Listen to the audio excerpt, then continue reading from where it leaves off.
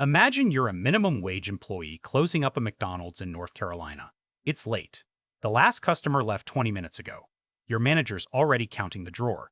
And somewhere above you, literally above you, on the roof, a man in dark clothes is quietly drilling a hole through the ceiling, moving in perfect silence, with the patience of someone who has done this before. Because he has. Many times. He drops in. He knows exactly where the cameras are. He knows where the manager keeps the keys. He locks the employees in the walk-in freezer, empties the safe, and is gone before anyone even processes what happened. And here's the part that'll mess with your head. He does this over and over again at location after location without firing a single shot, without hurting a single person, without leaving a fingerprint for months. This is Jeffrey Manchester. This is Roofman. And Derek Cianfrance's 2025 film about him might be one of the most quietly devastating crime dramas made in the past decade. Let's get into it from the top, because the true story behind this film is so genuinely strange, so specifically American in its tragedy and its absurdity, that understanding it is the only way to fully appreciate what Cianfrance has done with it. This isn't a story about a master criminal with a genius plan. It's a story about a man who had everything: military discipline, physical capability, apparent devotion to his children, and somehow ended up robbing fast food restaurants through the roof. And then, after going to prison, escaping and hiding inside a toy store for months. Yeah, months. Jeffrey Manchester was born in California and served as an Army Ranger, a branch of the U.S. military that demands extraordinary physical and mental conditioning. Rangers go through some of the most brutal training the Army offers. Sleep deprivation, obstacle courses designed to break you, small unit tactics requiring split-second precision under fire. The qualities that make a good Ranger patience under stress: attention to structural detail, the ability to be invisible and move undetected, turned out to be, shall we say, transferable skills. Not in any direction anyone planned for. By the late 1990s, Manchester was a divorced father of three, struggling financially, cut off from the civilian world in the way that veterans often are after leaving service.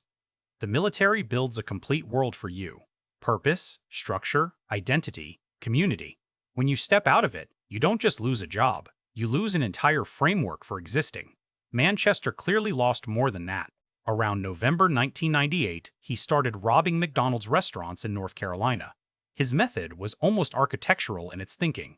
He'd scout locations, study roof access, identify vulnerable entry points, and then cut through, methodically, quietly, with what investigators would later describe as near-military precision.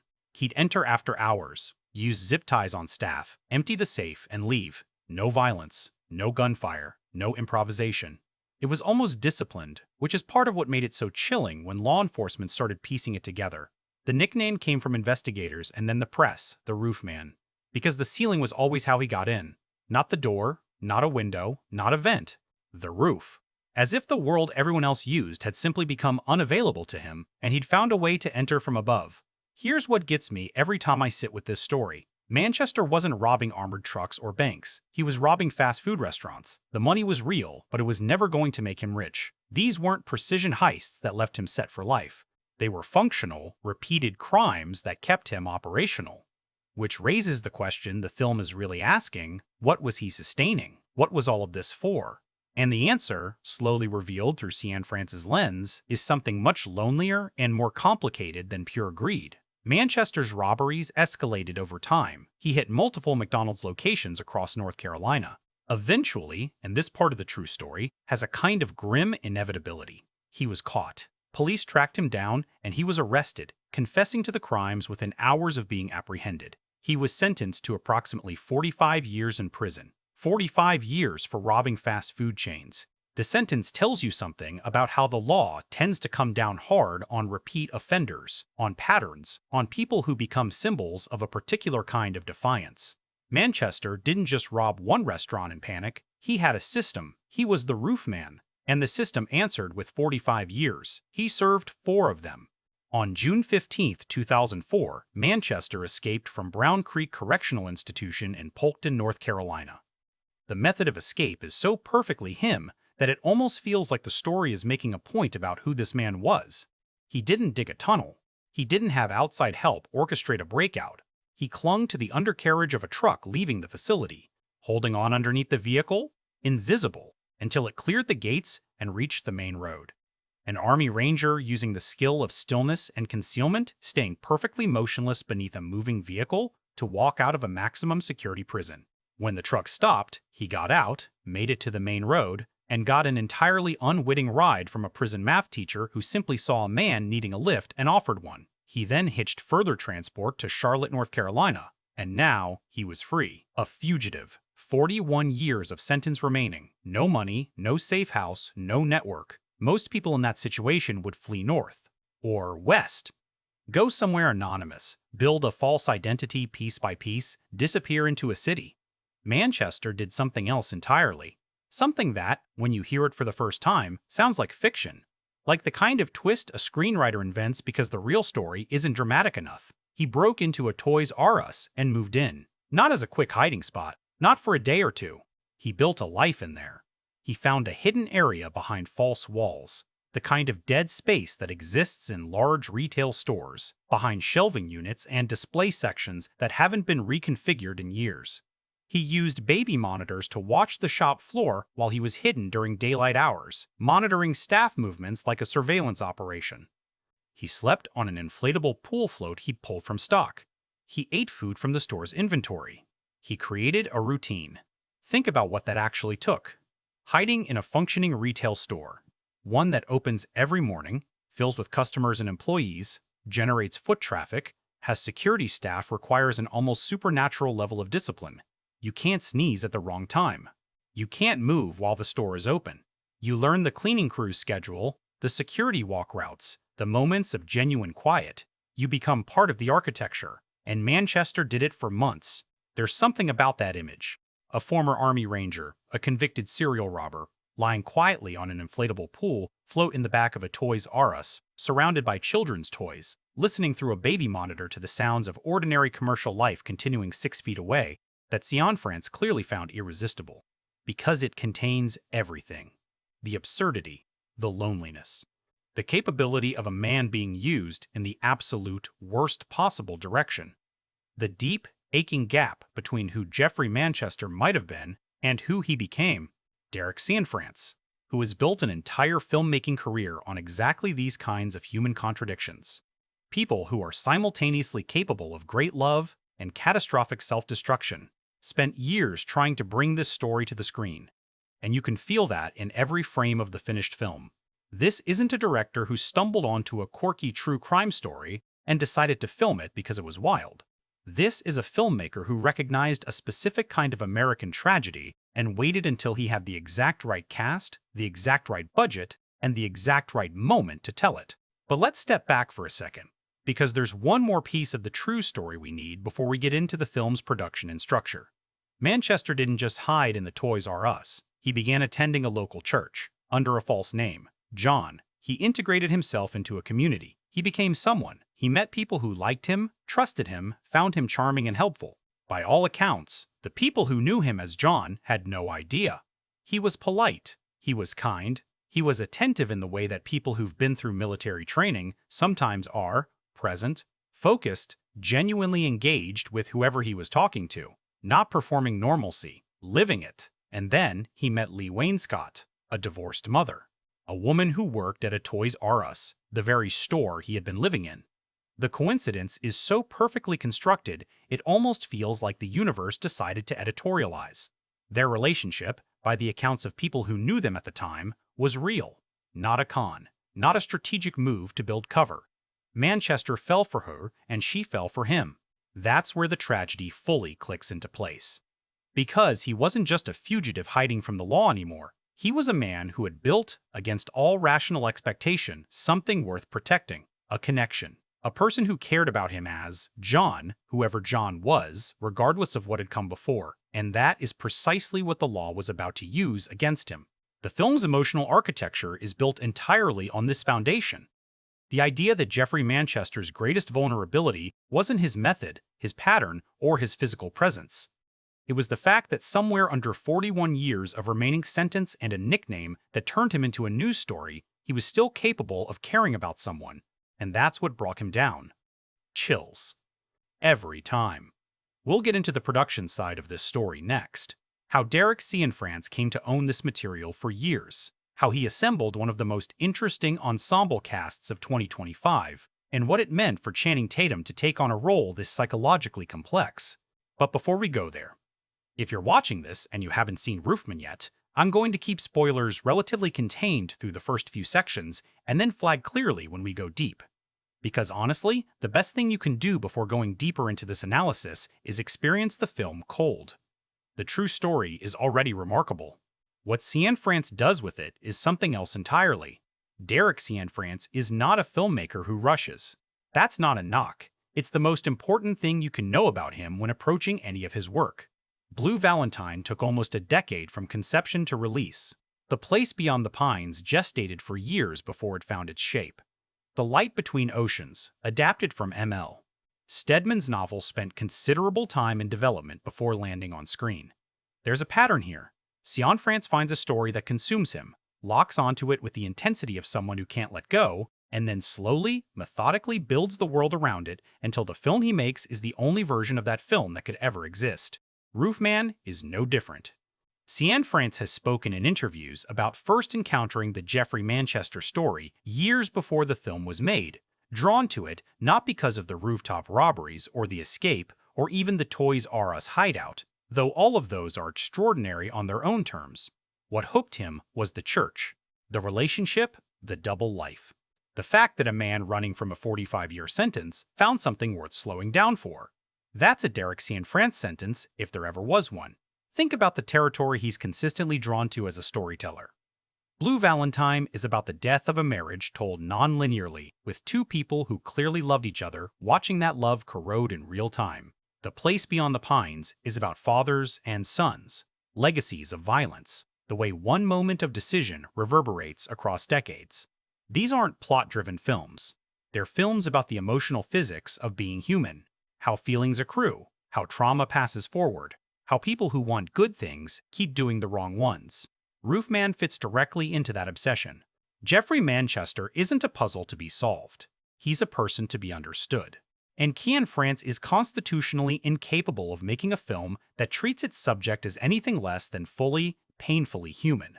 The screenplay was co-written with Kurt Gunn, a longtime collaborator who has a gift for structure that complements Cianfrance's instinct for emotional truthfulness. The challenge with adapting this true story wasn't manufacturing drama. The drama was already sitting there, fully formed, waiting to be touched. The challenge was sequencing. How do you tell a story with this many modes? Part of it is a crime procedural. Part of it is a fugitive thriller. Part of it is a romance. Part of it is a portrait of post-military displacement. Gunn and Cianfrance's solution, which we'll get deeper into when we analyze the script's structural choices, was to let the story's emotional logic drive the chronology rather than the factual timeline. The film doesn't move like a Wikipedia entry, it moves like a memory. Things land when they need to land, not necessarily when they technically happened. Now, the casting. Because the casting of Roofman is, by any measure, one of the more interesting ensemble decisions of 2025. Channing Tatum, as Jeffrey Manchester, is the kind of choice that only looks obvious in retrospect. When it was announced, there was a contingent of people who raised an eyebrow. Tatum is, at his most commercially legible, known for Magic Mike and a career built partly on physical charisma. But that reading misses the interesting parts of his filmography entirely. Foxcatcher, The Son of No One, Hell or High Water. There is a version of Channing Tatum that is genuinely one of the most interesting actors in Hollywood right now. Someone who carries an extraordinary amount of physical stillness, who doesn't emote telegraphically, who makes you feel the weight of thought behind a face that isn't moving. And Jeffrey Manchester demands exactly that. Manchester was, by all accounts, from people who encountered him during his fugitive period, not a man who broadcasted danger. He was warm, easy to talk to, controlled, the kind of person who made you feel comfortable precisely because he gave away nothing involuntary. That kind of performance playing genuine warmth over a subterranean architecture of desperation and control is incredibly hard to do convincingly. Too much warmth and it feels like a con. Too much menace and the church community scenes don't work. Tatum threads this needle in a way that is genuinely, repeatedly surprising. There are scenes in this film where he's simply listening to another character speak, and you can feel the film working through his eyes. The calculation and the genuine feeling existing simultaneously, indistinguishable from each other. Cianfrance has talked about working with Tatum through extended rehearsal and improvisation, his signature method. He notoriously had Ryan Gosling and Michelle Williams live together for a month before filming Blue Valentine, building lived-in familiarity that couldn't be manufactured in front of a camera. For Roofman, Tatum underwent physical preparation that went beyond the standard gym work. Working with military consultants, studying the specific behavioral and postural vocabulary of Army Rangers, learning to carry his body the way someone who was trained to be invisible might. There's a sequence early in the film where Manchester moves through a building at night that is almost choreographic in how precisely Tatum has internalized this. Not showy, just exact. The economy of a body that knows how to do this. Kirsten Dunst as Leigh is, if anything, an even more interesting choice. Dunst has been doing quietly extraordinary work for years, and the industry has periodically been slow to recognize it. Her performance in Melancholia is one of the great pieces of film acting of the 21st century. Fargo Season 2 reminded everyone who'd somehow forgotten. She's a performer of tremendous specificity. She doesn't generalize emotions. She finds the exact texture of a feeling and renders it with precision. Leigh in the film is not a naive woman who is simply fooled by a charming stranger. She's a woman who has her own history of disappointment, her own appetite for something that might be real, and she meets a man who makes her feel seen. The tragedy of her position in this story isn't that she was stupid. It's that she was right to trust something she felt, and that thing was built on a foundation she couldn't see. Dunst plays this without a single false note. The warmth is real. The careful hopefulness of a person who's been hurt before is real. And when things begin to fracture, the specific kind of devastation she registers, not just romantic betrayal, but the more complicated grief of having your reality revised, is genuinely hard to watch, in the best way. Peter Dinklage as Mitch brings something the film desperately needs in its middle sections, moral weight delivered with a light touch. Mitch is a composite character, a narrative invention rather than a direct transplant from the historical record, and that freedom seems to have liberated Dinklage to build something textured and unpredictable. His scenes with Tatum have a quality that I describe as two people speaking slightly different languages but somehow understanding each other perfectly. There's a specific scene in the second act. I won't detail it fully here, where Dinklage delivers what is essentially a philosophical argument about identity in about 40 seconds of dialogue, and the film around it goes completely quiet, as if even the score knows to stay out of the way. Ben Mendelsohn, as Pastor Ron, is the kind of role Mendelsohn was born to play and doesn't play often enough. A genuinely good person. His entire career has been built on the extraordinary range of menace and moral corruption he can project, which makes his work here particularly interesting. Pastor Ron is not naive, not stupid, not a mark waiting to be played. He's a man of genuine faith who extends trust, because that's what his faith requires of him. And watching Mendelsohn communicate both the genuine spiritual conviction and the slow dawning of confusion when things don't add up, without a single line of dialogue that explicitly announces either, is something to study.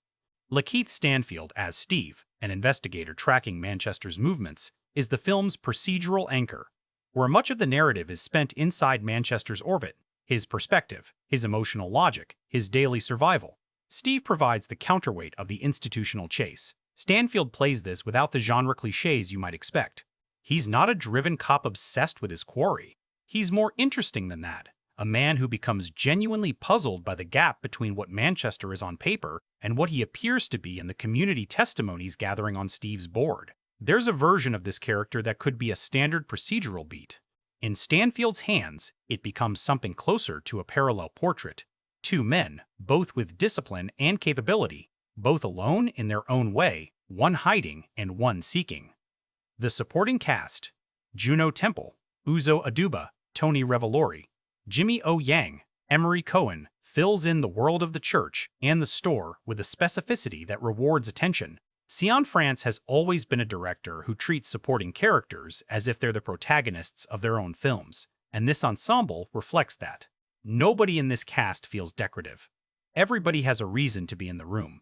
Behind the camera, cinematographer Andrzej Perek is doing some of the most controlled and purposeful work of his career here. Perek has shot everything from Half Nelson to Succession. He's comfortable in intimate spaces and in visual language that's naturalistic without being careless. For Roofman, he and Cianfrance developed what I'd call a grammar of concealment, a visual approach built around the difference between what is seen and what is known. We'll break this down in detail in the craft section, but keep it in mind as you watch the film. Every frame is asking the question of who can see what and from where. Composer Nicholas Britell scored the film, which should tell you something about the emotional register Cianfrance was aiming for. Britell, who won, deserved acclaim for his work on Moonlight, If Beale Street Could Talk, and The Brutalist, writes music that doesn't underline emotions so much as create their architecture. He doesn't tell you how to feel, he builds the space inside which you feel it. For Roofman, his approach, which I'll detail more in the sound design section, leans heavily on space and silence, with themes that don't announce themselves but accumulate over time, so that by the film's third act, a musical phrase you've heard in a different context carries an emotional weight that seems to come from nowhere but has actually been building for 2 hours. The production itself was shot on location in North Carolina, using actual settings in and around the Charlotte area where many of these events took place.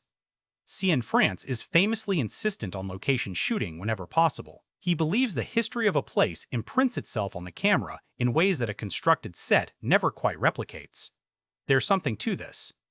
Watching Roofman, particularly the exterior sequences in quiet residential streets and the parking lots of chain restaurants, you get a texture of American geography that is both utterly familiar and faintly desolate.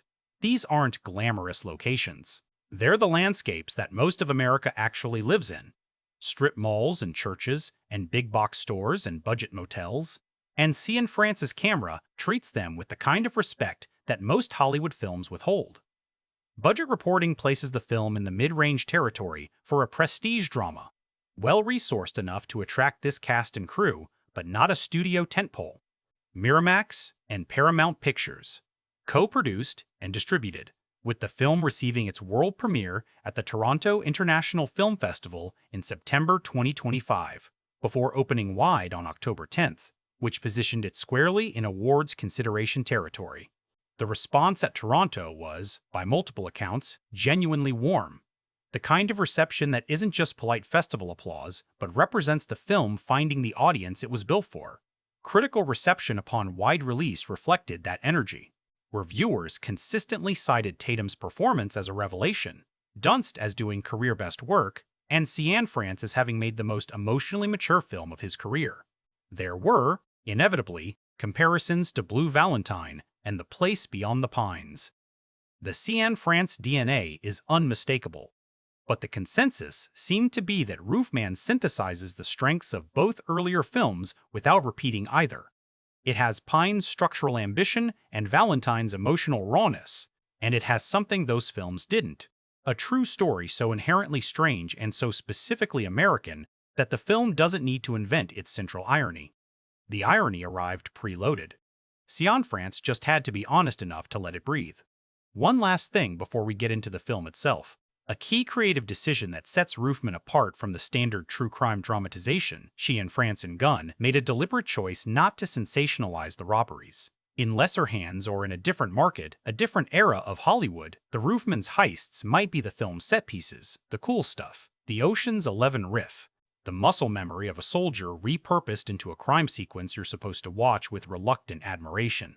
Cianfrance specifically resists this. The robberies in this film are tense, yes, but they're not exciting in a fun way.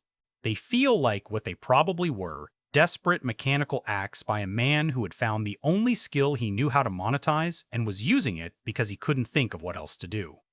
That choice shapes everything that follows. Because if the robberies were cool, Manchester becomes a folk hero. And if he's a folk hero, the church community scenes feel like a con we're in on. And if it's a con, Leigh's feelings are just collateral damage in a caper. Cianfrance refuses all of that. He refuses the easy read. He insists on complexity, on a man who is genuinely multiple things at once, none of which cancel the others out. That refusal? That's the whole film. So the film opens. No studio logos lingering on screen. No sweeping establishing shot of North Carolina skyline. No narrator setting the scene with contextual exposition. Cianfrance drops you straight into texture, the specific grain of a nighttime parking lot under sodium vapor lights, the kind that turns everything a flat, washed-out amber that looks almost post-apocalyptic. The kind of lighting you only really notice when you're alone somewhere at 2 a.m. and there's nobody else around. We see Manchester before we understand him. That's deliberate. Cianfrance doesn't give us backstory first and then behavior. He gives us behavior and trusts us to build the person backward from what we see. It's a structurally gutsy choice, because it means you spend the first 15 minutes of this film watching a man operate efficiently, quietly, with an almost meditative focus, without fully understanding the weight he's carrying. You're reading body language before you get dialogue. You're reading a person before you get their history. And Tatum is extraordinary in these early sequences, precisely because of what he doesn't do. There's no signaling, no meaningful glances at the camera, no performance of internal conflict telegraphed through facial expression. He's just a man doing a thing he knows how to do. The competence itself is what's unsettling, not the crime, but the ease of it. The way his hands move across a rooftop in the dark as if they've been over this surface 100 times. The way he pauses at specific moments, not from hesitation, but from listening. Processing. Confirming that the information matches the plan. It's military behavior. That's the point. What you're watching is a trained soldier running a mission. The fact that the mission is to rob a McDonald's is, at this stage, almost secondary.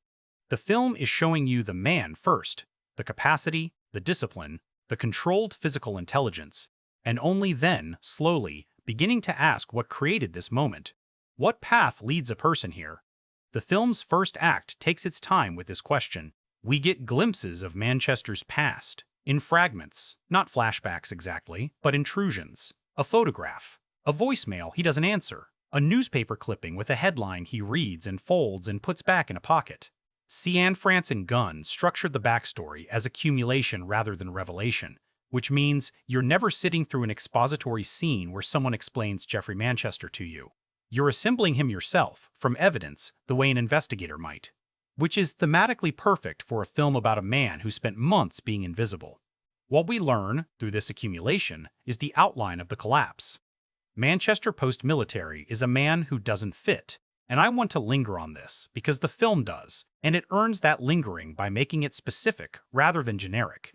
The troubled veteran is a cultural category that has become, through repetition, almost abstract, a kind of shorthand for a certain type of damaged masculinity that movies invoke and then move past on their way to the action. Cianfrance refuses that shorthand.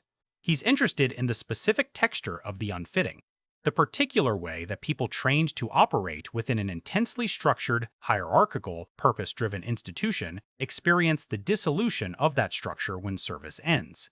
In the film, Manchester's post-military life has a specific quality of wrongness that Tatum renders through small physical details. He holds himself differently in civilian spaces than he does at night, alone. In the day, world grocery stores, government offices, the occasional brief encounter with people from his former life, there's a slight stiffness, a fractional overdetermination in how he occupies space, as if he's reminding himself constantly how a normal person stands in a normal line and waits a normal amount of time without incident. It's the behavior of someone performing a role rather than living one. His children are present in the early first act, and these scenes are among the most painful in the film. Not because anything overtly terrible happens in them, but because you can see the gap between who he is with them, gentle, attentive, generating a genuine warmth that is clearly real and not manufactured, and the world he's living in that makes that warmth impossible to sustain. There are two short scenes with his kids that the film places close together early on, and by the second one, you understand that these scenes are already memory. That the version of fatherhood Manchester is holding on to is already receding, already becoming something he's looking at from the wrong side of a window.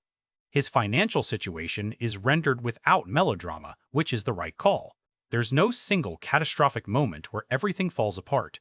It's a gradual foreclosure. The way debt actually works, the way the inability to pay one thing creates the inability to pay the next thing, which creates a kind of arithmetic of impossibility that doesn't announce itself dramatically, but simply arrives. One morning, you do the math, and the math is wrong, and no version of the math works. And you have 3 kids you need to keep seeing. And you have a lease that isn't going to wait. And you have a specific set of skills, and a specific set of limitations. And at some point, the skills and the limitations intersect in a way that points in a direction you wouldn't have chosen in better circumstances. The film doesn't excuse this. I want to be clear about that because some reviews got slightly confused on this point. Cianfrance isn't making an argument that Manchester's crimes were justified by circumstance. He's making something more uncomfortable, an argument that they were understandable, that the path from here to there, while wrong, has a legible logic, and that the distance between understandable and justified is exactly where the film chooses to live, in that gap, that specific moral space where you can see how someone got somewhere without agreeing that they should have gone there. The first robbery sequence is shot and edited in a way that immediately establishes the visual grammar Derek Cianfrance built for these scenes. The color palette cools. The amber of the parking lot shifts to something closer to blue-gray as Manchester moves from public space to operational space. The camera moves differently, too.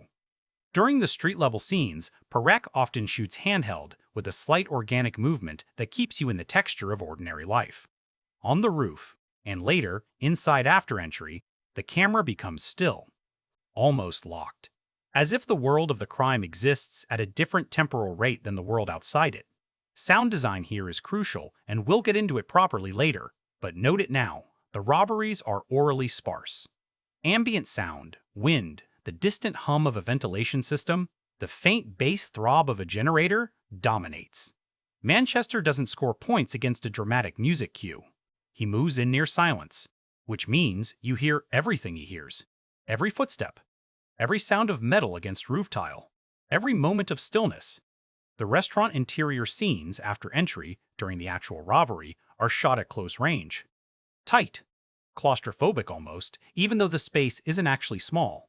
Cianfrance and Derek are using lens choice to compress the frame, keeping the employees' faces visible and present, refusing to let the camera abstract them into background. This is another anti-heist movie choice. In traditional genre filmmaking, the people inside the building during a robbery are obstacles or props. Here they are people, with visible fear, with visible confusion, with the specific helplessness of suddenly having no agency in a situation that arrived without warning. The film won't let you look away from what Manchester is doing to them, even as it won't let you simplify who he is. The zip ties land differently when the camera holds on someone's wrists. Over the course of Act 1, we watch the pattern establish itself. Multiple locations. The same entry method, refined and accelerated by repetition. A growing operational confidence that exists in fascinating tension with the growing weight of what he's doing. There's a sequence midway through the first act where Manchester, sitting in a parked car the morning after a job, watches a family walk into a McDonald's for breakfast. Kids, a stroller, a couple arguing mildly about something trivial, and the film holds on his face for what feels like a long time. Long enough that the silence becomes uncomfortable. Long enough that you wonder what exactly he's seeing. The specific guilt of having endangered the people who work in these places? The unbridgeable distance between that ordinary domestic scene and the life he's actually living? The pole of a normalcy that has become inaccessible? Cianfrance doesn't tell you which it is. He trusts you.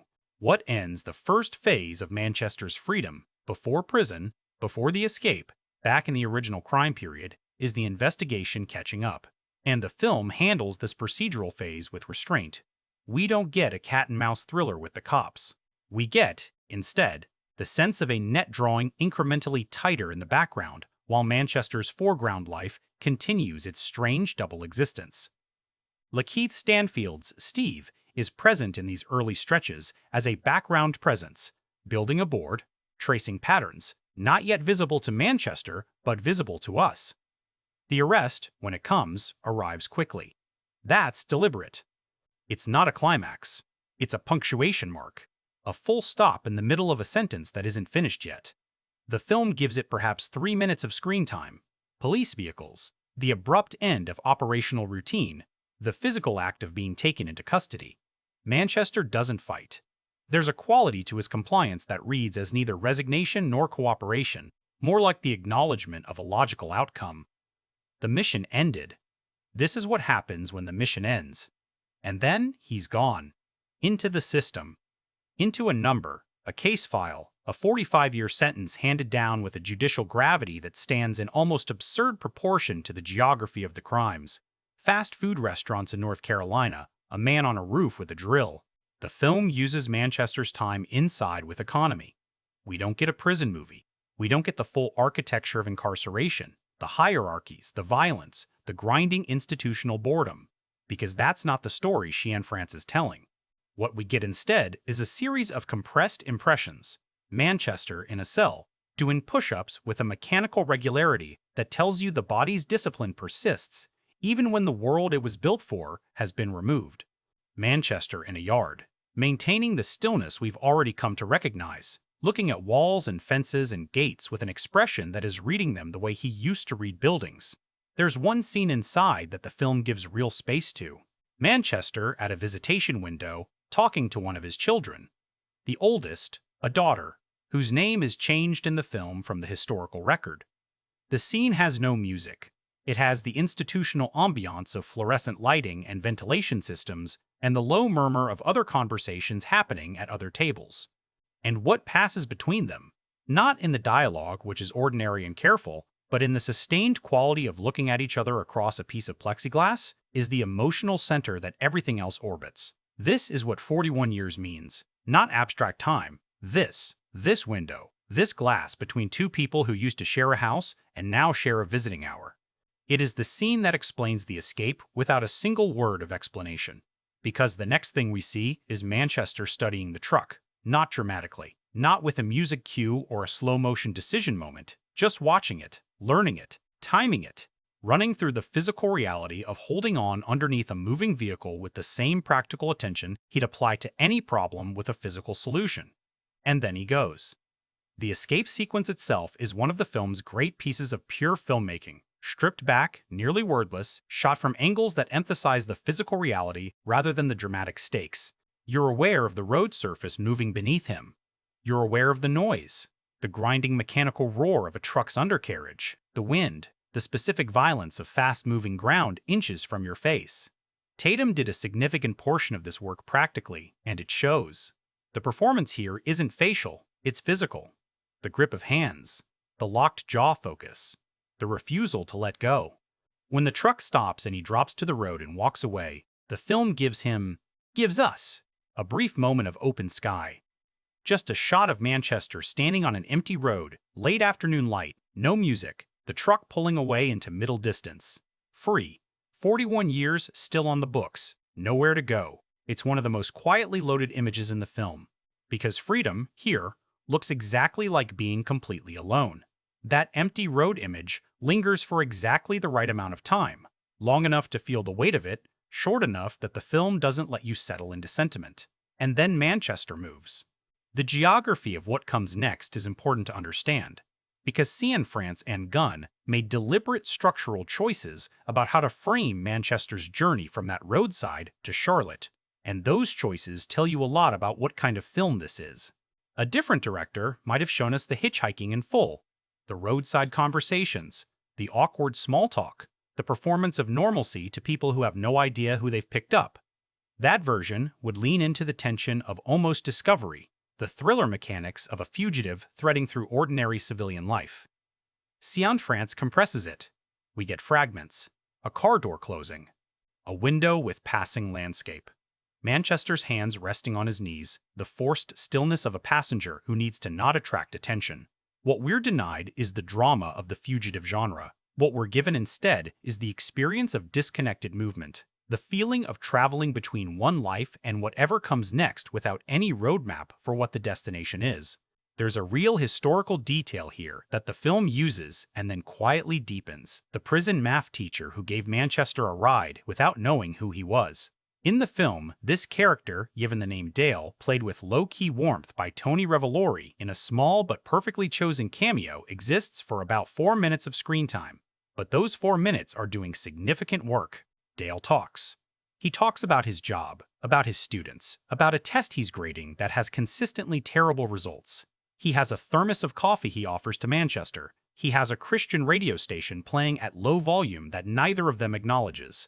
He is, in every conceivable way, an ordinary person living an ordinary afternoon, and Manchester sits beside him and listens. Not performing. Listening. Genuinely engaged with the life of this stranger who has no idea he's sitting next to a fugitive. There's a moment brief, almost subliminal, where you can see something cross Tatum's face. Not guilt exactly, not calculation. Something closer to the recognition of a world that exists and moves and continues to function, full of people like Dale, having days like this one, completely outside the gravity field of everything Manchester has done and is. It doesn't turn into a moment. It doesn't turn into a conversation where Manchester almost confesses. It's just a moment, and then it passes, and Dale pulls over at a rest stop near Charlotte, and they part with a handshake and a God bless. And that's that. Dale drives away. Manchester stands in a gas station parking lot with nothing. And the film holds on the gas station, not on Manchester anymore, just the space he's in before the next cut. It's a tiny formal choice, and it means everything. The world has already moved on from this exchange. Dale is already gone, already in his next moment. Manchester is still in this one, stuck, uncertain, with 41 years behind him and a Charlotte he's never navigated as a free man. The route to the Toys R Us is handled with the same compression. We don't get a scene where Manchester decides on this specific location. That would imply a strategic architecture that the film resists. The idea that he planned this thoroughly, that it was a clever tactical decision in a sequence of clever tactical decisions. What we get is more provisional than that. We see him moving through the city, taking stock of places, assessing structures with the visual habit of someone who reads buildings by instinct. He walks. He watches. He sleeps one night somewhere the film keeps deliberately off-screen. And then we see him outside the Toys R Us, looking at it. And by this point, we understand enough about how he thinks, about what he sees when he looks at a building, that his assessment of it is legible to us without explanation. He sees the roof. He sees the loading dock. He sees the staff entrance, the delivery schedule implied by certain external details. He sees the structure. And we see him seeing it. The entry into the Toys R Us, the actual break-in, is handled at night and is shot in deep shadow, the available light from distant street lamps giving Perek's camera just enough to work with without exposing more than the darkness wants to reveal. Manchester moves across the roof with the same economy we've already internalized from the robbery sequences. But here, there's a difference. This time, he's not extracting anything material. He's inserting himself. The motion is the same. The purpose is transformed. He finds the dead space behind shelving units in a back section of the store, the structural gap between the retail floor architecture and the building's actual interior wall.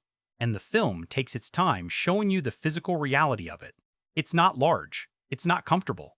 It is, essentially, a gap in the logic of the building, the kind of place that exists because buildings are designed around what people intend to use and not around the spaces those intentions leave behind.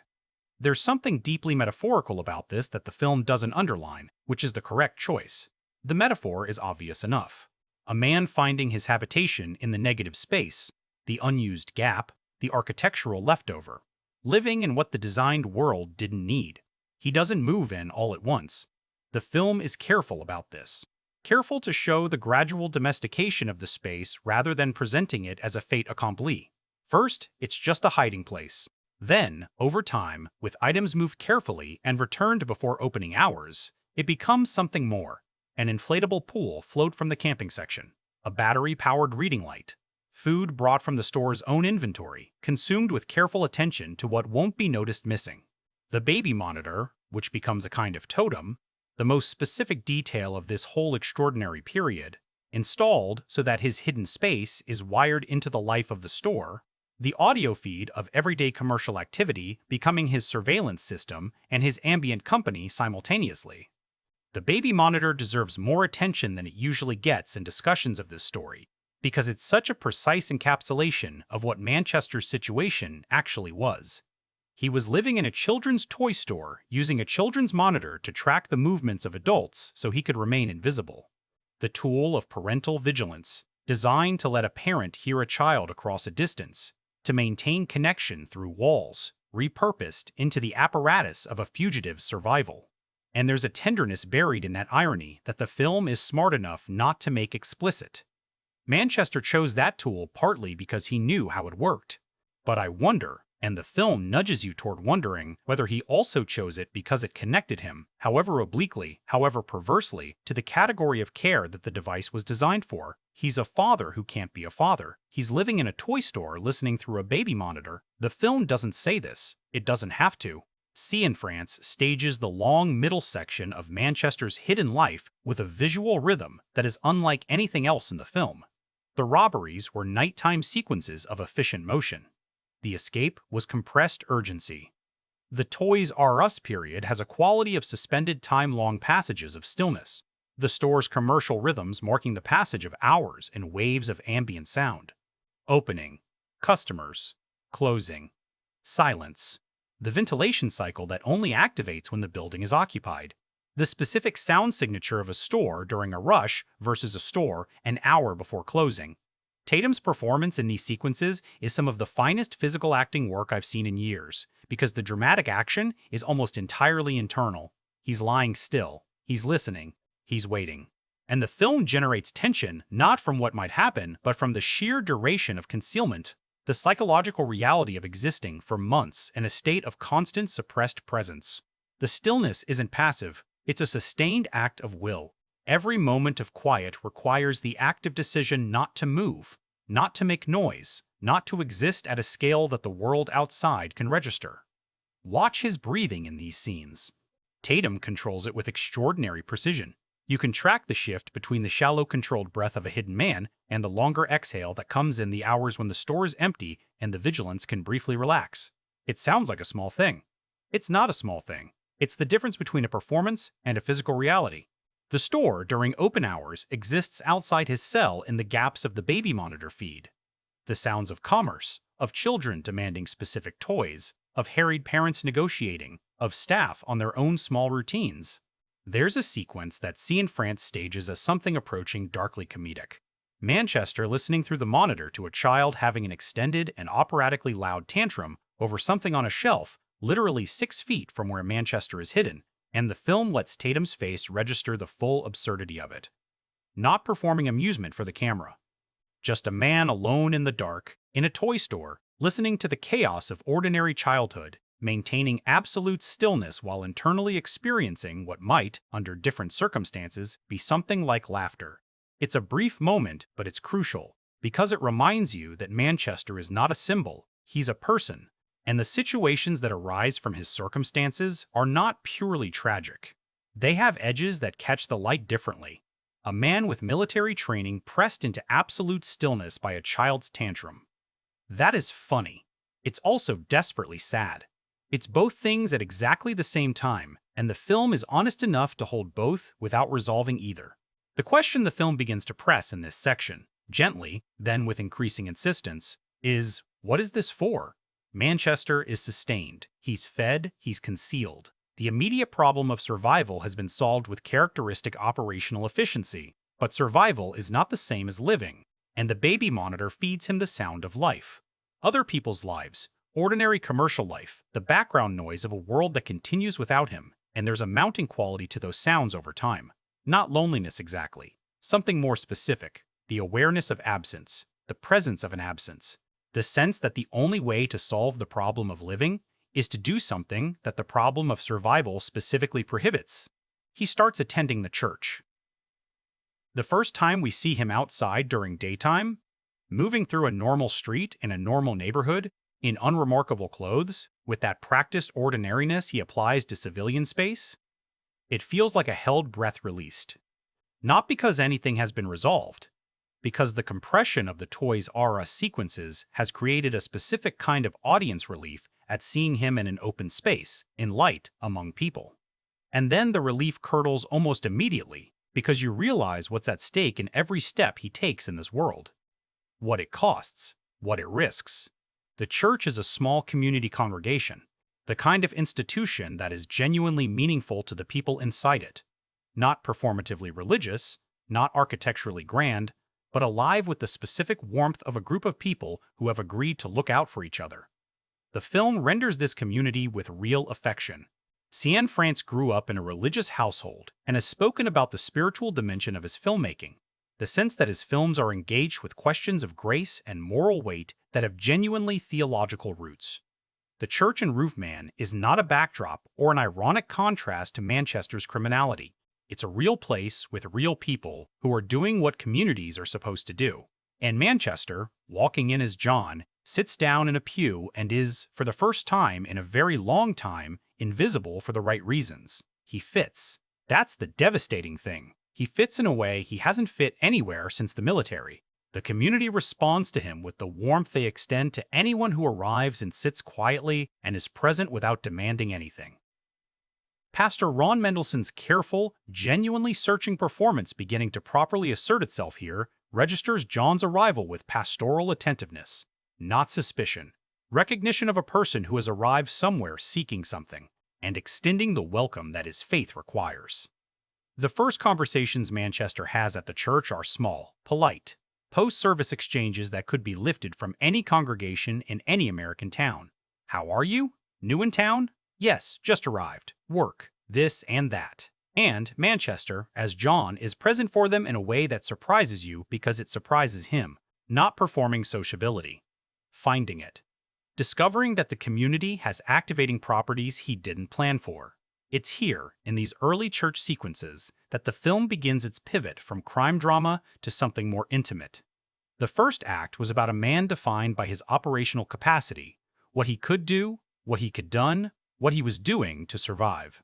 This second act is going to be about what happens when that operational capacity runs up against something it wasn't designed to handle, the specific vulnerability of being known. Even under a false name, even at one remove, even as John the experience of being seen, engaged with, responded to as a person rather than a threat or a resource. Manchester doesn't have a playbook for this, and the absence of a playbook, and a man whose entire life has been structured around contingency planning, is the most dangerous thing the film has shown us yet. More dangerous than a roof in the dark. More dangerous than 41 years. He comes back the next Sunday. The second Sunday is different from the first in exactly the ways that matter. The first Sunday was reconnaissance. Not consciously, not strategically. Manchester isn't running a con here, and the film is insistent on that. But the instinct of a man trained to assess environments before committing to them. He sat. He observed. He registered the layout of the congregation, the social architecture, who deferred to whom, who filled the silences, who was comfortable with the silence itself. He took inventory the way he takes inventory of everything, quietly, completely, without announcing that he's doing it.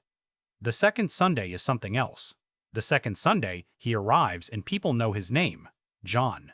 They use it like it belongs to him, because as far as they're concerned, it does. A woman near the door older, with the particular warmth of someone who has made welcoming people her specific ministry within the broader ministry, puts a hand on his arm when she greets him, and the film holds on that contact for just a fraction longer than it needs to. A hand on an arm. The most ordinary gesture of human welcome, and Tatum's face does something very quiet and very specific. It doesn't flinch. It doesn't calculate. It receives. That's the moment I keep returning to. That small, unremarkable physical contact. Because everything that follows, the relationship with Leigh, the growing entanglement with the community, the slow, catastrophic collision between this life and the other one, traces back to that moment, to the experience of being touched without threat, of being included without condition, of being John to someone who chose to learn his name. The film builds the church community sequences with a particular attention to ensemble texture. This isn't a story told through the lens of a single supporting character who represents the community. It's genuinely communal. Multiple people, multiple relationships, a web of small connections that accumulates into something with actual weight. Uzo Aduba's Eileen is a deaconess with a gift for direct questions and an absolute refusal to be anything other than exactly herself. Her early scenes with Manchester casual, probing in the way of someone who is curious about people without being intrusive, establish a dynamic the film returns to with increasing significance. She likes him. She's interested in him.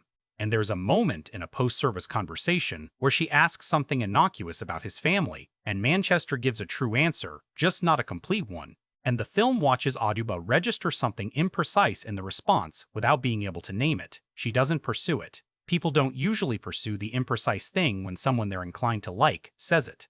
They file it somewhere and continue the conversation. But the film has told us something about Eileen's perception that will matter later. Pastor Ron begins giving Manchester small responsibilities. This is the natural movement of a community absorbing someone new. You're given a task, it's completed well, you're given a slightly larger task. Stacking chairs after service. Helping organize donations for a food drive. running sound equipment for the Wednesday evening session that draws fewer people but more intimate conversation. Each task is an anchoring, a way of attaching John to the fabric of the place, and Manchester performs each one with the same qualities that make him effective at everything else: precision, reliability, complete follow-through. You tell him to stack chairs, and the chairs are perfectly stacked. You ask him to show up at 6, and he's there at 5:50. Pastor Ron and Mendelsohn plays this with marvelous delicacy, registers this quality, and responds to it with something between gratitude and curiosity. The congregation has its share of well-meaning but unreliable members, people whose intentions are good and whose follow-through is intermittent, which is simply the reality of volunteer community life. John is something different. John is military reliable without advertising it. And Ron, who has spent enough years shepherding people to recognize the difference between someone performing reliability and someone who is constitutionally unable to be otherwise, notices. There's a conversation between them. In the small office off the main hall, the kind of cluttered ministry office that looks exactly the same in every small congregation in America, with stacked reference, Bibles, and a corkboard full of prayer requests and a coffee machine of advanced age. That is among the finest two-hander scenes in the film. Ron asks John about his past in the way of someone extending genuine pastoral interest rather than interrogation. And Manchester navigates it, giving true emotional content wrapped in false biographical detail in a way that Tatum makes genuinely heartbreaking to watch. Because the feelings Manchester shares are real. The loss he describes, the disconnection, the sense of having been trained for a world that no longer exists in a form he can inhabit. All of that is true. The names are wrong. The chronology is wrong. But the experience underneath the false architecture is entirely, painfully accurate. And Ron responds to what is real. He responds to the feelings, not the biography, which is what good pastoral care actually is, meeting what's genuinely present rather than cataloging the facts around it. He doesn't know he's doing this with a fugitive. He thinks he's doing it with a man named John who has had a difficult few years and found his way to a pew one Sunday and keeps coming back. And he's right about the important part. He is doing it with exactly that man. John just has a different name and a different past, and 41 remaining years of a sentence waiting outside the door. Now, Leigh. Leigh Wainscott's introduction in the film is managed with a specificity that tells you Cianfrance and Dunst have thought hard about how to bring this character in without letting her be defined by her relationship to Manchester before we've understood her as herself. She doesn't arrive as a love interest, she arrives as a person. We see her at the store first, not at the church, which is how the film flags the real-world irony without belaboring it. The first time we see Leigh, she's at the Toys R Us, handling a customer complaint with the particular calibrated patience of someone who is good at their job and tired of being good at their job. The customer is exercising maximum consumer grievance energy over something that is genuinely minor, and Leigh is managing it with the skill of long practice, absorbing the performance without being absorbed by it, remaining herself under the social pressure of someone else's displaced frustration. It's a small scene, 3 minutes. Dunst plays it without asking for your sympathy, which is exactly why you give it. There's a moment after the customer leaves where she exhales. Not dramatically, not as a performance of exhaustion, just the functional exhale of pressure released, and then immediately resets her face for the next thing. That reset tells you everything about Leigh's daily life. She's practiced at absorbing. She's practiced at resetting. She has learned the specific discipline of not letting what's hard show in a context where showing it costs more than managing it. The film establishes her domestic life in 2 brief subsequent scenes before she and Manchester properly meet. A small house, clean and organized in the way of someone who needs her physical environment ordered because other things are not. A daughter young, still at the age where a parent is the entire world, whose relationship with Leigh has the specific warmth of 2 people who have figured each other out and know the terms of their arrangement. Leigh reads to her. The film doesn't sentimentalize this. It's just 2 people reading before bed, ordinary and unhurried, and the daughter's periodic questions about the text and Leigh's patient navigation of them is as revealing a character beat as anything more dramatically constructed. Leigh is a woman who has been alone for long enough that it has become a settled condition rather than a problem to be solved. She's not miserable. She has her daughter, her work, her congregation, her routines. She's built a life that functions. She stopped waiting for something to interrupt it, which means she has also, without quite intending to, stopped being available to be interrupted. Her guard isn't up. It doesn't need to be, because there's nothing she's allowing herself to want that the guard would need to protect. They meet properly at the church. Not romantically at first, not even with the static charge of potential romance.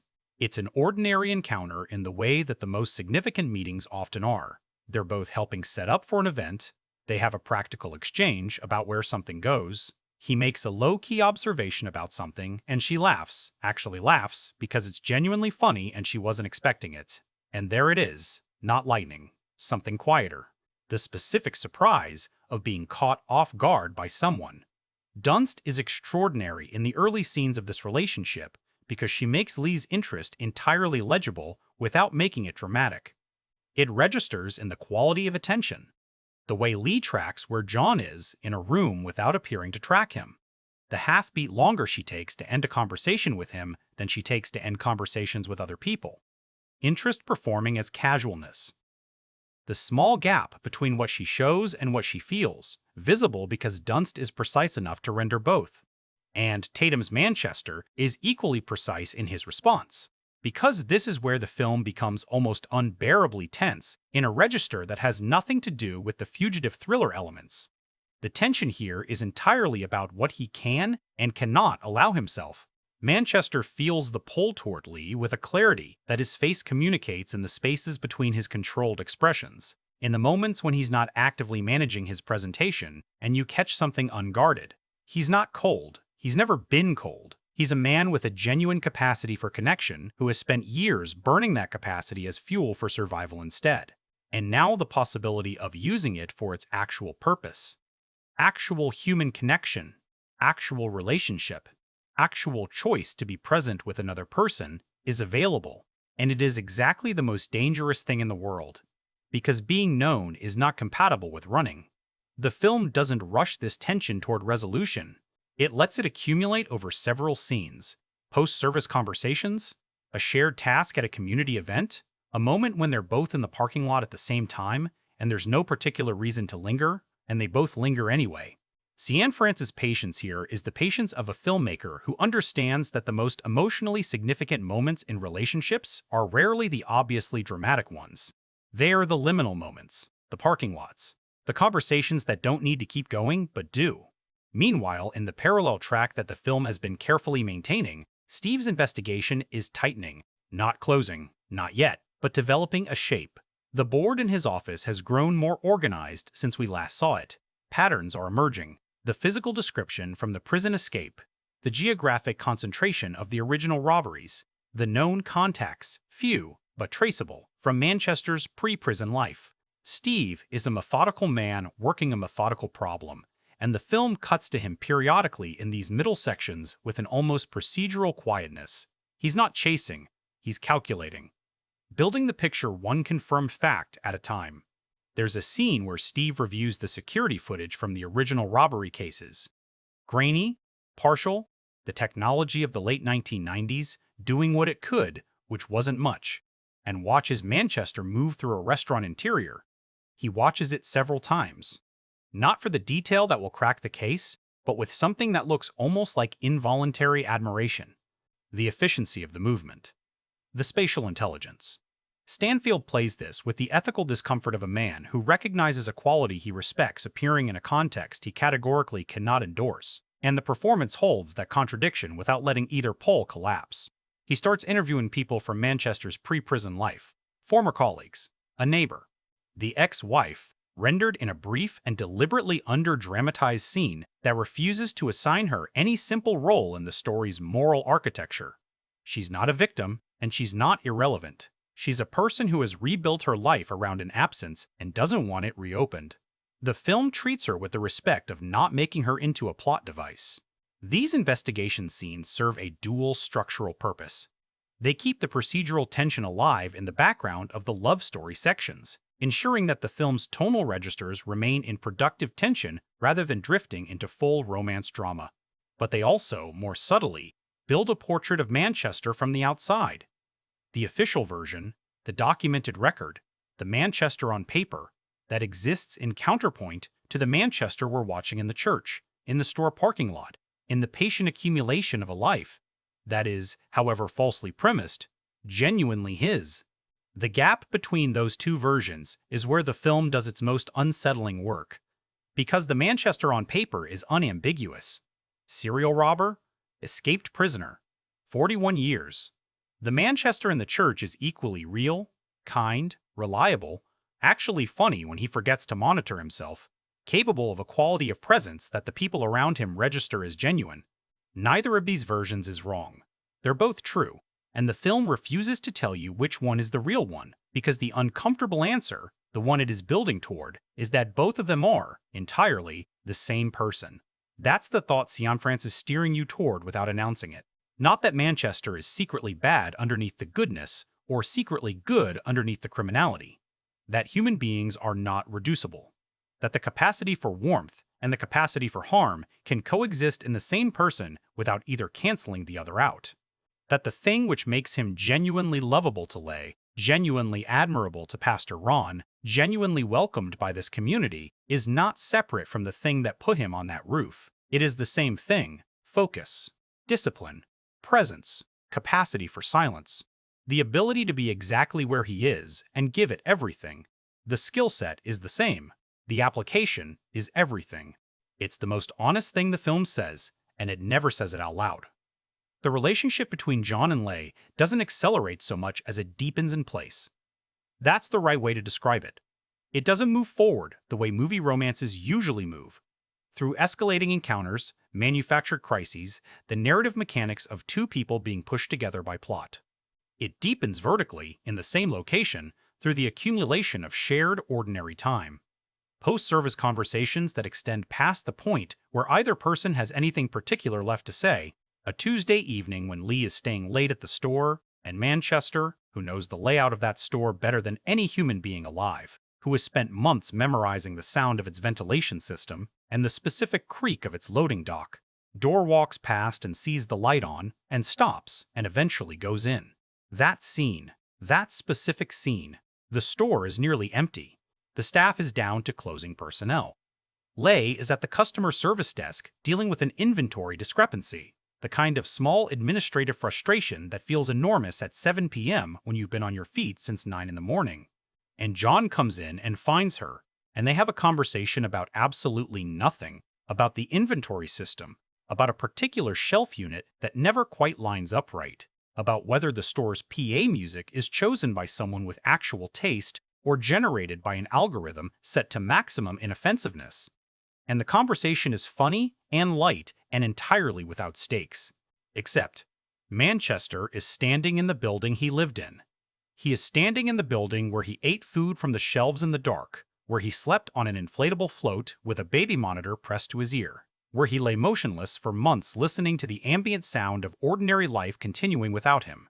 And Leigh doesn't know this, and he is talking to her about shelf units and PA music, and the gap between what she knows and what he carries is so vast, it is almost spatial. You can almost see it in the frame, the invisible architecture of the unsaid.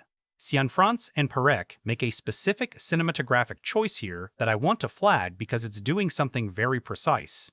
Throughout this scene, the camera maintains a consistent mid-shot distance on both characters. Neither is given a close-up that isolates their emotional experience. They remain in the same frame, side by side, and the depth of field is calibrated to keep the store shelves behind them in soft but visible focus. You're always aware of the environment around this conversation. The store is present. Its shelves are present. The specific architecture of the place Manchester knows more intimately than his own history is present in every shot. It's the film communicating through composition what the dialogue refuses to state. Tatum does something remarkable in this scene with his eyes. Manchester looks at Leigh when she's talking to him, but when she turns away briefly to check something on a screen, to gesture at the shelf unit she's describing, his gaze drifts for just a fraction of a second to the back of the store, to the section he knows. Not dramatically, not in a way that announces itself, just the involuntary pull of embodied memory, the eyes going somewhere the conversation doesn't, and then returning. Focused. Present. John again. It's one of the great pieces of acting in the film, and it happens in less than 3 seconds. The relationship progresses from there with a naturalness that Dunst and Tatum have clearly worked hard to build. The chemistry here is not the electric, combustible kind that most romantic storylines trade on. It's warmer than that, more settled. Two people who are comfortable with each other in the way of people who are genuinely compatible rather than just attracted. They make each other laugh. They can sit together quietly without filling the silence performatively. Leigh's daughter, whose name in the film is Maisie, around 7 years old, played with completely unstudied authenticity by a young actress whose every scene lands with perfect childlike logic, responds to John with the particular openness of a child who has learned to read adults reasonably well and has assessed this one as safe. That last point matters enormously, because Maisie's acceptance of John is not incidental to the story. It's the point at which Manchester's double life stops being merely dangerous to himself and starts carrying the weight of other people's trust, a child's trust in particular. A trust extended without calculation, without the self-protective wariness adults accumulate through experience. Maisie likes John because John is, with her, genuinely present and gentle and interested, because the qualities that make him who he is, the attention, the patience, the ability to be fully in a moment, work on children the same way they work on anyone. They work because they're real. And so now, there are 3 people in this congregation who know John as something genuine. Ron, who sees a man of faith struggling to find his footing. Eileen, who sees something she can't quite name but responds to warmly. And Leigh, who sees someone she might be beginning to love. And her daughter, who sees a man she feels safe around. And Manchester is carrying all of that. All of that weight of genuine human regard. All of it built on a name that isn't his and a history that isn't his. And he has nowhere to put any of it except into the life he's constructed, into John, into the person he is in this community every day. This is where Peter Dinklage's Mitch enters the film's main register, and his function in the narrative is worth examining carefully. Mitch is a composite character, Cianfrance, and Gunn's invention rather than a direct historical figure, and that creative freedom has produced one of the most interesting supporting roles in the film. Mitch is a man from Manchester's pre-prison past, not a criminal associate. The film is careful about this. But someone from the specific transitional period after military service. A figure from the world Manchester inhabited in the gap between structure and crime. He finds Manchester and Charlotte through means the film deliberately leaves impressionistic, and his arrival is not the genre's standard villain with leverage appearance. Mitch doesn't want money. He doesn't want anything transactional. What he wants is harder to refuse. He wants to understand. Dinklage plays Mitch as someone carrying his own version of the same displacement Manchester carries, post-service, post-certainty, living in the civilian world with the interior weather of someone who was built for a different climate. He and Manchester have a specific shorthand, the compressed communication of people who share a formative experience. And their scenes together have a quality of 2 people speaking a private language within a conversation that is also, for safety reasons, in code. They don't explicitly acknowledge what Manchester is. They talk around it, about the past, about what it was like, about what it's like now. There's a scene at a roadside diner that is the centerpiece of Mitch's arc in the film, about 12 minutes, the 2 of them in a booth, coffee cooling in front of them. Dinklage does something here that I find almost technically astonishing. He's playing a man delivering an argument. A careful, genuine, compassionately intended argument for a particular course of action, while simultaneously playing a man who doesn't fully believe the argument himself. The persuasion is real, and the doubt is real, and they coexist in every sentence without either undermining the other. He's trying to convince Manchester of something, while knowing he can't fully sell it to himself. What he's arguing, essentially, is time. That the weight of what Manchester is carrying will only increase with what he's building in the church, with Leigh, with Maisie. That the longer the architecture of John stands, the more catastrophic its eventual collapse will be. That there are ways forward that don't involve the specific trajectory Manchester is currently on, and that contemplating them now, while something can still be preserved, is better than waiting for the moment of collapse. He's right. He's also speaking to a man who knows he's right and cannot act on it. Because the thing that Mitch is asking Manchester to give up, this community, this relationship, this version of himself that feels like the first version of himself that has made genuine sense since he left the army, is the only thing that has made the survival worth sustaining. The Toys R Us solve the problem of staying alive.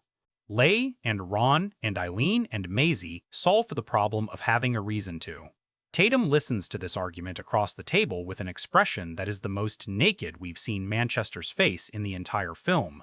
Not strategically naked, not a performance of vulnerability calculated to manage Mitch, actually open.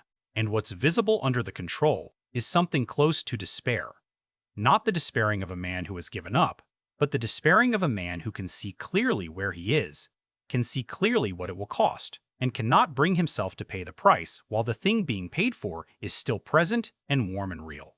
He drinks his coffee. He doesn't answer directly. He pays the check. And that non-answer is the most complete answer the scene could have produced. Back in the church's world, the complications are beginning to find their own traction. A new member of the congregation, Jimmy O. Yang's character David, a man with a casual investigative instinct he applies to everything as a personality trait rather than a professional one, starts asking questions about John's background with the innocent persistence of someone who simply finds people interesting and hasn't been trained to understand why some people find certain questions uncomfortable. He's not suspicious. He's curious in the way of someone who treats conversation as information gathering, without understanding that not all information is available for gathering. His questions aren't pointed.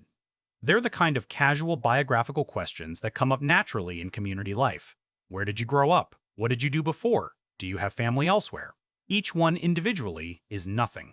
Cumulatively, over 3 or 4 different conversations across several scenes, they create a pattern of small pressure on the biographical fiction Manchester has constructed. Because Manchester's version of John is built for casual inspection, a few true elements, a general direction of false detail, enough texture to survive a surface encounter. It is not built for sustained curiosity from a smart person with a good memory. Manchester begins managing David, gently, invisibly in the way he manages everything, not avoidance, which would be conspicuous, but deflection. Meeting David's curiosity with enough engagement to satisfy it without yielding anything structural, asking questions back. Showing genuine interest in David's own story, which is easier than it sounds because David's story is genuinely interesting. But the management takes energy. Everything takes energy that has another claim on it. And then there's Eileen. Eileen has been watching. That's her thing. She watches, she processes, she sits with what she's observed until she knows what to do with it. The film has been building her perception across multiple scenes, each time giving her a beat that registers some small discrepancy in John without quite naming it. The slightly too careful answer. The fraction of a second delay before responding to a surprise question. The way he holds his body when he's not thinking about how he's holding his body, which is different, subtly but perceptibly, from how ordinary civilians hold theirs. She hasn't named any of this, even to herself, but it's accumulating.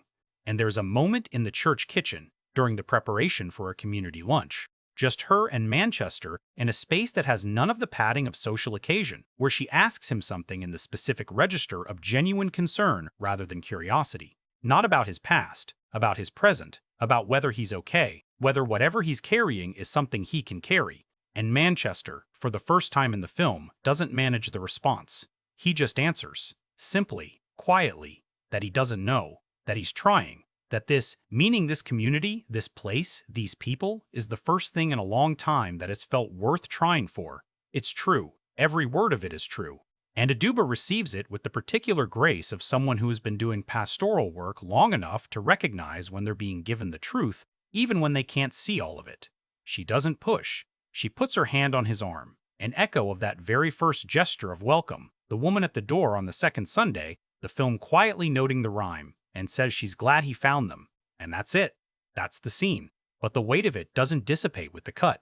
Because what Manchester has just done, been honest about the thing that is real, even in the absence of being honest about everything else, is a kind of crack in the operational facade. Not a dangerous one, not yet, but the beginning of the porousness that happens when a person has been genuinely seen, when someone has offered care, and you have, perhaps for the first time in a very long time, let yourself receive it without immediately converting it into a tactical consideration.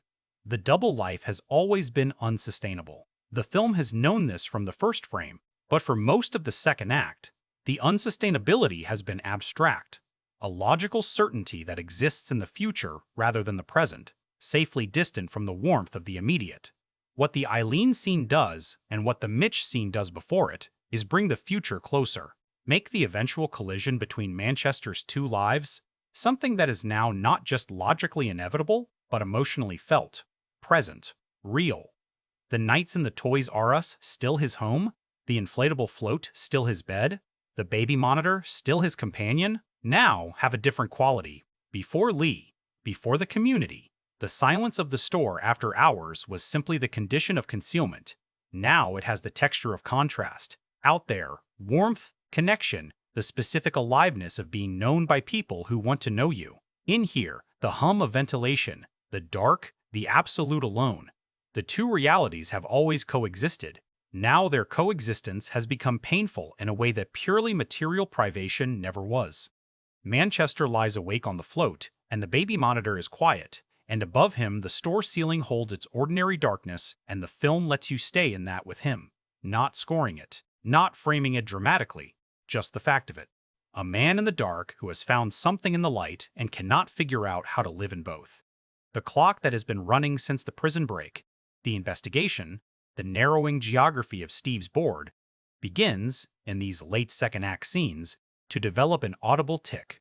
There's a specific kind of domestic scene that Derek Cianfrance does better than almost any other working filmmaker. The scene where two people are together in an ordinary space doing an ordinary thing, and the weight of everything unspoken exists in the room with them as a third presence. He did it in Blue Valentine with Ryan Gosling and Michelle Williams in a kitchen that had become a battlefield. He did it in The Place Beyond the Pines with Eva Mendes in a hallway that held more history than its dimensions should reasonably contain. In Roofman, he does it with Tatum and Dunst in Leigh's living room on a quiet Sunday evening, and it might be the single best scene in the film. Maisie has gone to bed. The dishes from dinner are done. Leigh is on one end of the couch with her feet tucked under her, reading something, and Manchester John is at the other end, not reading anything, just present in the comfortable silence of a space that has begun to feel like his. The lamplight is warm. The room is the kind of lived-in that comes from a specific person living in a specific way. Small choices accumulated over years. The particular organization of objects that is as individual as handwriting. And the film just sits there with them for a moment, not building to anything, not signaling that a significant conversation is about to happen. Just two people in a room, in the specific silence of a relationship that has reached the point where silence is comfortable, where the absence of conversation is not a gap but a form of presence. Leigh looks up from her book occasionally, and there's a quality to how she looks at him. Not studying him, not checking on him, just the involuntary attention of someone whose eyes have started finding a particular person as their default resting point. Manchester notices. He always notices everything. And, for once, for this one particular moment in the living room lamplight, noticing isn't surveillance. It isn't operational. It's reciprocal. He's aware of her awareness of him, and the awareness moves both directions freely, and the film records it with the same care it gives to everything else. Then Leigh says something. Not profound. She asks if he wants tea, and Manchester says yes. And she gets up and goes to the kitchen, and he sits there in the room that is not his room in the house. He is not supposed to be in the life he cannot actually have. And the expression on his face is not happiness exactly, though happiness is part of it. It is something more complicated and more fragile. The expression of a person holding something they know they cannot keep, holding it anyway, with full knowledge of what that holding costs, and an absolute inability to let go. Tatum doesn't perform this. He inhabits it. It sits on his face the way weather sits on a landscape. Not constructed, just present, the result of everything that has led to this moment. And then Leigh comes back with the tea, and he takes it and thanks her, and they sit back in the comfortable silence, and the film moves on. I've watched that scene 4 times, and it gets harder every time. The relationship between John and Leigh is now fully established, not as a romance in the filmic sense, the genre scaffolding of courtship and confession and declaration, but as a fact of their lives. They spend time together at the church and time together outside it. He has met Maisie properly, and their relationship has its own texture. He tells her things about animals and weather with the patient specificity of someone who actually knows about animals and weather, and she listens with the absolute focus of a child who has identified a reliable source. He fixes things in Leigh's house. Small things, a hinge, a faucet that's been slow for months. with the competence of someone for whom no physical problem is unsolvable, and Leigh receives this without either making it romantic or taking it for granted. They have not talked about what they are. That conversation hasn't been necessary because the reality is present without requiring a label. But the film begins, in its late second act, to apply pressure on that uncategorized space. Not dramatically, not through manufactured conflict, but through the natural movement of a relationship toward definition. Leigh's friends notice John, her colleague at the store, a woman named Teresa, played by Melanie Diaz, with the specific energy of a person who is perceptive and doesn't pretend otherwise, makes an observation after seeing them together that is framed as a joke but carries genuine inquiry in it. "Are you two?" And Leigh's response is complicated enough that Teresa registers the complication and files it away. There is, around this time, a moment between Leigh and Manchester that the film handles with extraordinary delicacy. They're in the parking lot after a Wednesday evening service. The late-night one, fewer people, the ones who actually want to be there rather than the ones for whom Sunday attendance is social obligation. And Leigh, with the specific courage of a person who has decided not to be afraid of wanting something, asks him directly, "Who are you?" Not biographically, not the surface query, the real one. "Who are you, underneath whatever you're showing me? Because I think I might be in love with you and I would like to know." She doesn't say it exactly like that, but that's what the question is, and Manchester has to answer it. Cianfrance holds the pause between the question and the response longer than is comfortable, long enough that you're aware of the choice being made in that pause. The full weight of everything Manchester has kept from this woman, and the competing weight of what she has given him, the community she represents, the daughter sleeping down the street, the Sunday mornings and Wednesday evenings and cups of tea. He tells her the truth. Not the whole truth. The whole truth is impossible. Not yet, maybe not ever. But the emotional truth, that he is not who she thinks he is in specific ways he can't explain right now, that he has done things he isn't proud of, that the version of himself she has encountered is real, genuinely, completely real, but it exists in a context she doesn't know about, and that context is dangerous, that he cares about her and Maisie in a way that is not strategic and not constructed. That caring about them is the most honest thing in his current life. It is a confession that gives and withholds simultaneously.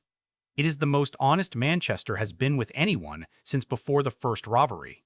And Dunst plays Leigh receiving it with a complexity that refuses simple categorization. She's not merely alarmed, not merely moved, not merely resolved. She's processing multiple simultaneous things, the confirmation of what she half suspected and pushed aside, the recognition that this makes certain things make sense, the fear that comes with confirmed uncertainty, and underneath all of it, the stubborn persistence of what she actually feels about this man, which the information has not erased. She doesn't run. She doesn't immediately demand full disclosure. What she does is the most Leigh thing she could do. She sits with it. She says she needs time to think. She says she'll talk to him tomorrow. And she walks to her car and drives away, and the film watches Manchester stand in the parking lot, and it's the roadside. After the escape image again, the open space, the person alone in it, the car pulling away into the dark. Except now the solitude has an entirely different quality, because this time there's something that could be lost. The next day arrives in the film without ceremony, as days do, and Leigh and Manchester have the follow-up conversation that the night's pause made necessary. It's harder than the parking lot moment and more specific. Leigh asks questions she needs answered, and Manchester answers them as honestly as he can without the full disclosure that would close options he hasn't yet given up. They're negotiating the terms of partial knowledge. The specific, uncomfortable arrangement of a relationship where one person knows there's a closed room and has agreed provisionally not to insist on its opening. It is not a healthy arrangement. The film doesn't pretend it is. But it's a human arrangement, recognizable to anyone who has ever accepted an incomplete answer from someone they loved because the complete answer felt more dangerous than the gap. And Dunst plays Leigh's acceptance of it not as naivety, but as choice. She's an adult making a decision with imperfect information. The decision may be wrong. It is hers. What the relationship gives Manchester in its fully established form, this quieter, more complicated, post-partial confession version, is the thing Mitch warned him about in the diner. Stakes. Genuine stakes. Not the operational stakes of survival, which he has managed all his life with trained efficiency. the stakes of something that matters. The stakes of people who would be genuinely devastated by the specific loss of him, not him in general, but him as John. This version, these Sunday mornings, these cups of tea. Stakes are the enemy of clean exits, and clean exits are the only kind that preserve everyone involved. Steve's investigation, meanwhile, has moved from building the picture to locating the subject. The board has been refined. The geographic logic has pointed toward Charlotte. A contact, someone from Manchester's minimal pre-escape network, a distant figure the film renders briefly and without drama, has provided something usable. Not a direct location, a pattern. The church community is a social cluster with a digital footprint, the same as any organization that posts its events online, that has a congregation roster, that operates in the normal information environment of contemporary American civic life. Steve sits in front of his computer and works through it with the patience we've come to recognize in him. He doesn't know he's looking at a church community. He's looking at a pattern of social integration in the Charlotte area consistent with someone establishing a long-term presence. And the pattern is tightening. The geometry of where it points is acquiring a decreasing number of possible centers. He is, without knowing it, looking directly at the Sunday morning congregation of a small church where a man named John is sitting in a third-row pew and listening to Pastor Ron speak about the nature of second chances. The irony is not available to Steve. It is entirely available to us. And Cianfrance makes it available without underlining it, without the camera lingering meaningfully on the word second chances from Ron's sermon, as if the film is nudging you in the ribs. The juxtaposition exists, you receive it, the film moves on. This is the late second act's mode, accumulation of pressure from multiple directions simultaneously, none of them yet breaking through, all of them building toward a convergence that the film has been engineering since the first robbery. The investigation tightening. The relationship deepening past the point of easy extraction. Eileen's perception approaching a threshold. David's casual curiosity persisting. Mitch's argument sitting unanswered in the diner booth where Manchester left it. And Manchester, moving through all of it, maintaining the impossible balance with the skill of someone who has been doing impossible things his entire adult life. Beginning, not consciously, not as a decision to tire, not operationally. His discipline doesn't flag. He's still exactly on time for everything, still reliable, still precise. But there's a quality in the later scenes of this act that Tatum introduces gradually, so gradually you almost miss it, a faint weight in the stillness. The controlled presence costs more than it used to, not because he's lost the ability to sustain it, but because the thing it's sustaining against has grown. The gap between what he shows and what he carries has widened, and wider gaps require more maintenance. There's a scene very near the end of the second act that is almost unbearably quiet. Manchester is in the Toys R Us, in his hidden space, late at night, long after the store has closed. The baby monitor is off. He's reached the point where he no longer needs the surveillance function to know when the store is safe. He knows its rhythms by heart. He lies on the float, and in the darkness above him are the undersides of shelves holding children's toys and the ceiling beyond them holding its institutional dark. He has his phone out. A burner, basic, the minimum necessary for contact with the world. He's looking at a photograph on it. We don't see the photograph directly. The film keeps it just out of frame, visible enough that we understand it's a person or people, not readable enough to confirm who. His face in the blue-white light of the screen is very still and very open in the way of faces in darkness when there's no one watching and nothing to manage. He puts the phone face down, lies back. The store holds its darkness around him. And the film cuts to morning. Morning in the film has a specific character that morning in most films doesn't bother developing. Cianfrance and Perec have been building a visual vocabulary of early light throughout the entire runtime. The particular quality of North Carolina dawn, the way the sun arrives sideways and low before it gets overhead, throwing long shadows across parking lots and church steps and residential streets that look entirely different from how they look at noon. Morning in this film is a threshold. It's the moment between the hidden world and the visible one, the transit between what Manchester is in the dark and who John is in the daylight.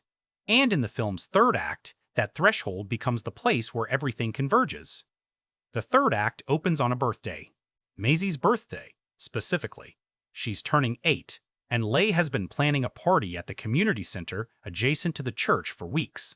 The party exists in the film's fabric as something that has been approaching in the background while the main narrative has been accumulating its tensions, mentioned in passing, referenced in small logistical exchanges between Leigh and Ron about the space, present as a fixture on a calendar that Maisie checks with the focused anticipation of a child for whom time is measured in distance to the next significant event.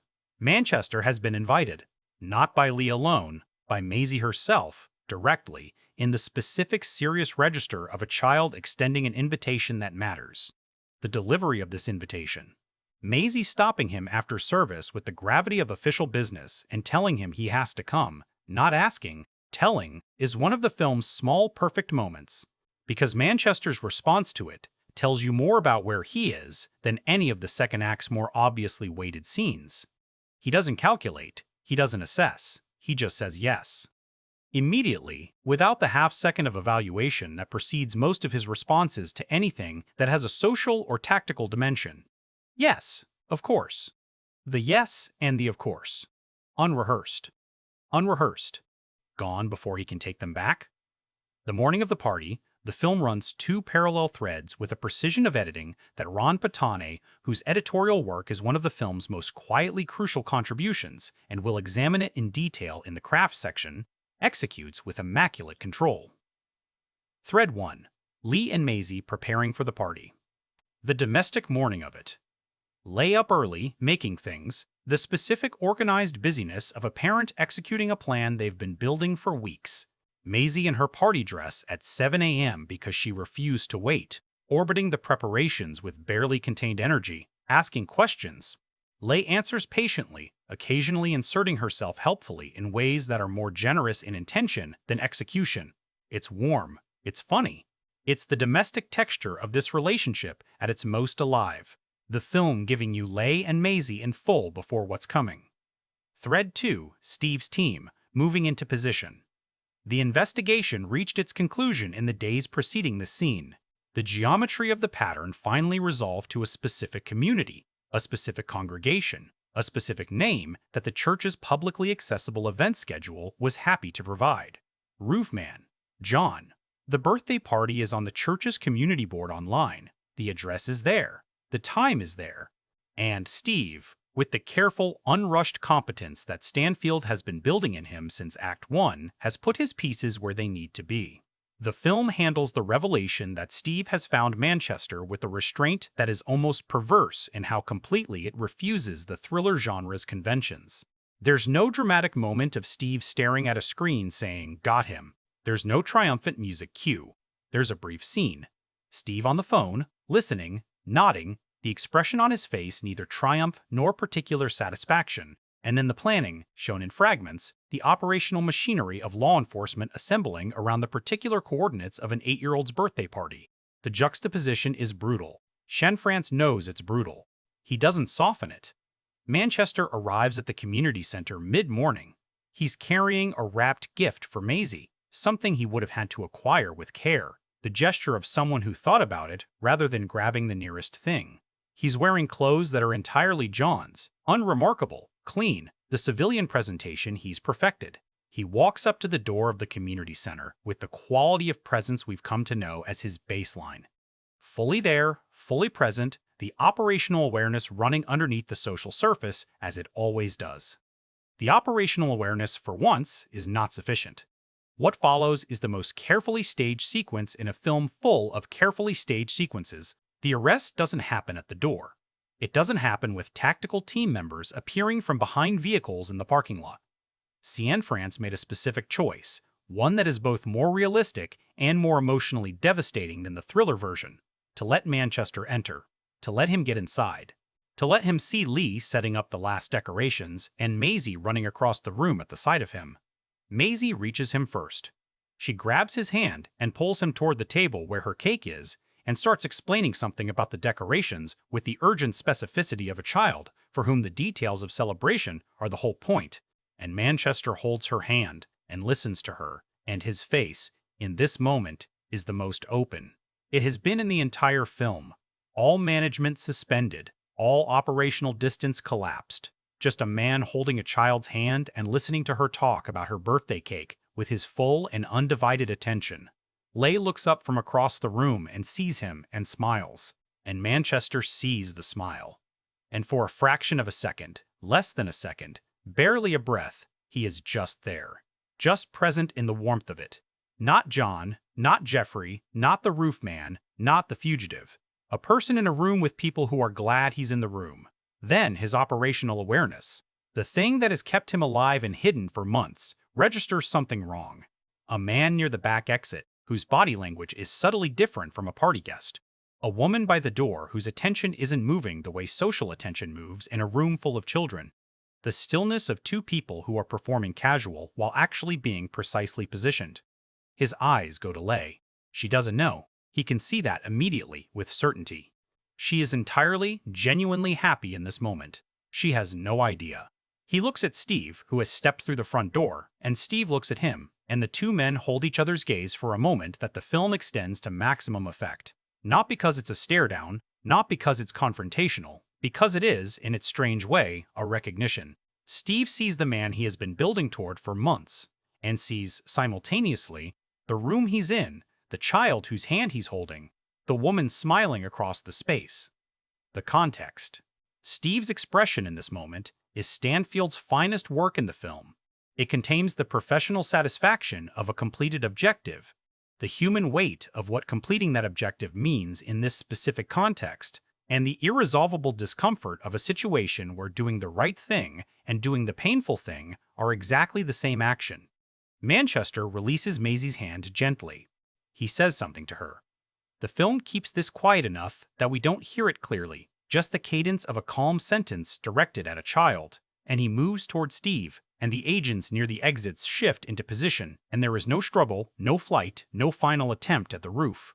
He walks toward Steve, and his hands are already coming forward, and his face has returned to the controlled quality that manages everything. Almost. Because Dunst is watching from across the room, and the film gives her the reverse shot. Leigh registering what she's seeing, the arriving comprehension of it, not in a single dramatic moment of shocked revelation, but in an unfolding sequence of small recognitions that is somehow more devastating than any single explosion of understanding could be. The agents.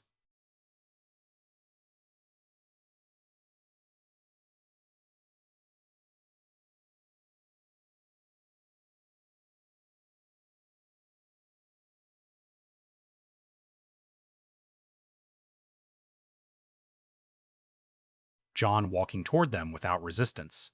John's hands. She does the math that she has been half avoiding doing for months, and the math resolves. And what it resolves into is not the answer to a mystery, it's the confirmation of something she knew without knowing. The closed room she agreed not to open. Maisie doesn't understand yet.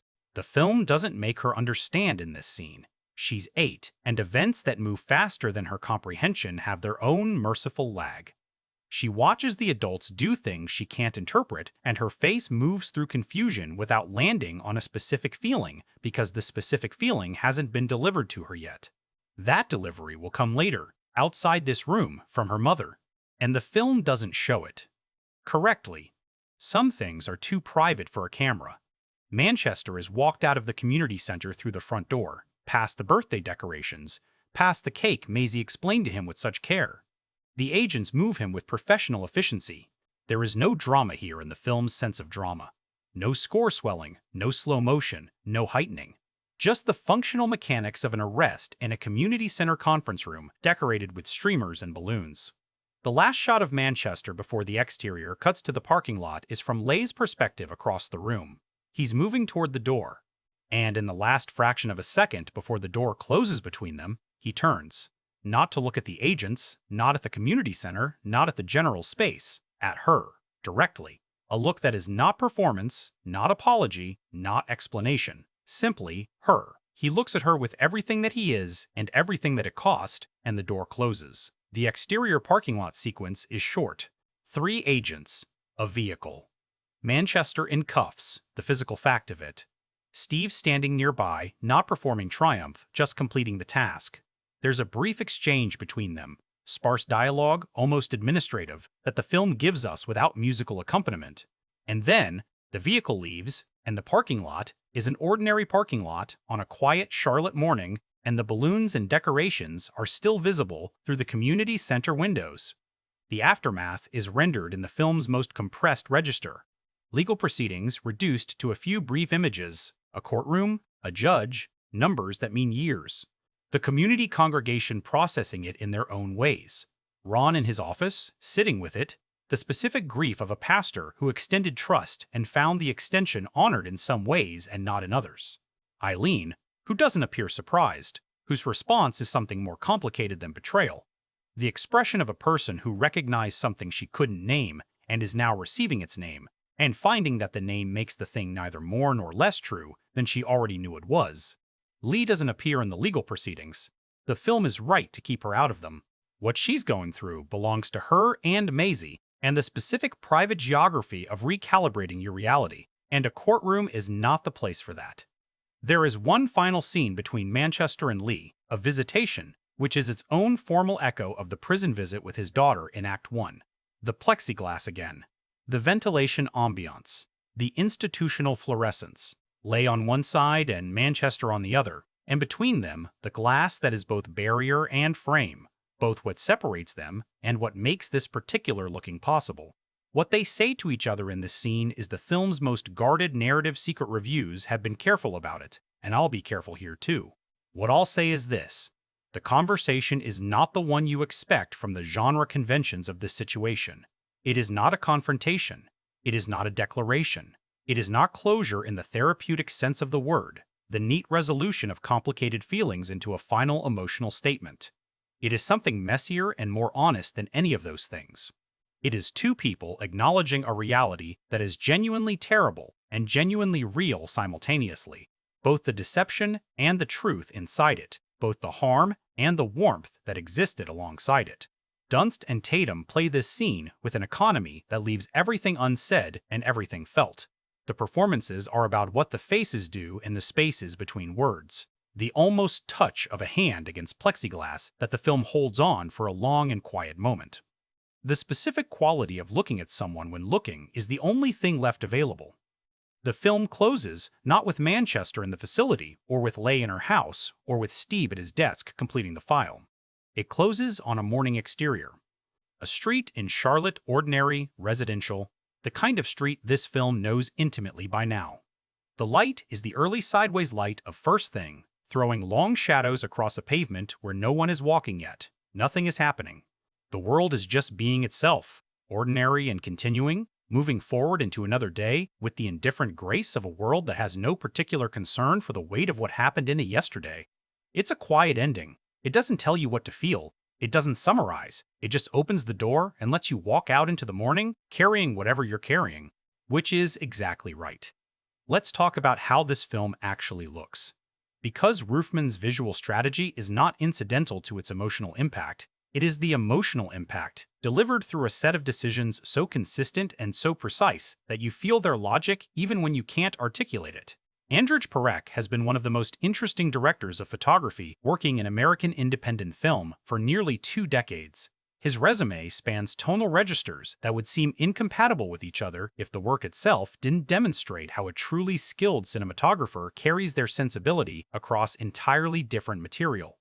Half Nelson was intimately handheld, textured with the grain of a world on the edge of falling apart. Blue Valentine. His first collaboration with Cianfrance used the specific visual difference between film stocks to separate the film's timelines, past shot on Super 6mm and present on digital, the physicality of the stocks doing thematic work that the script didn't need to explain.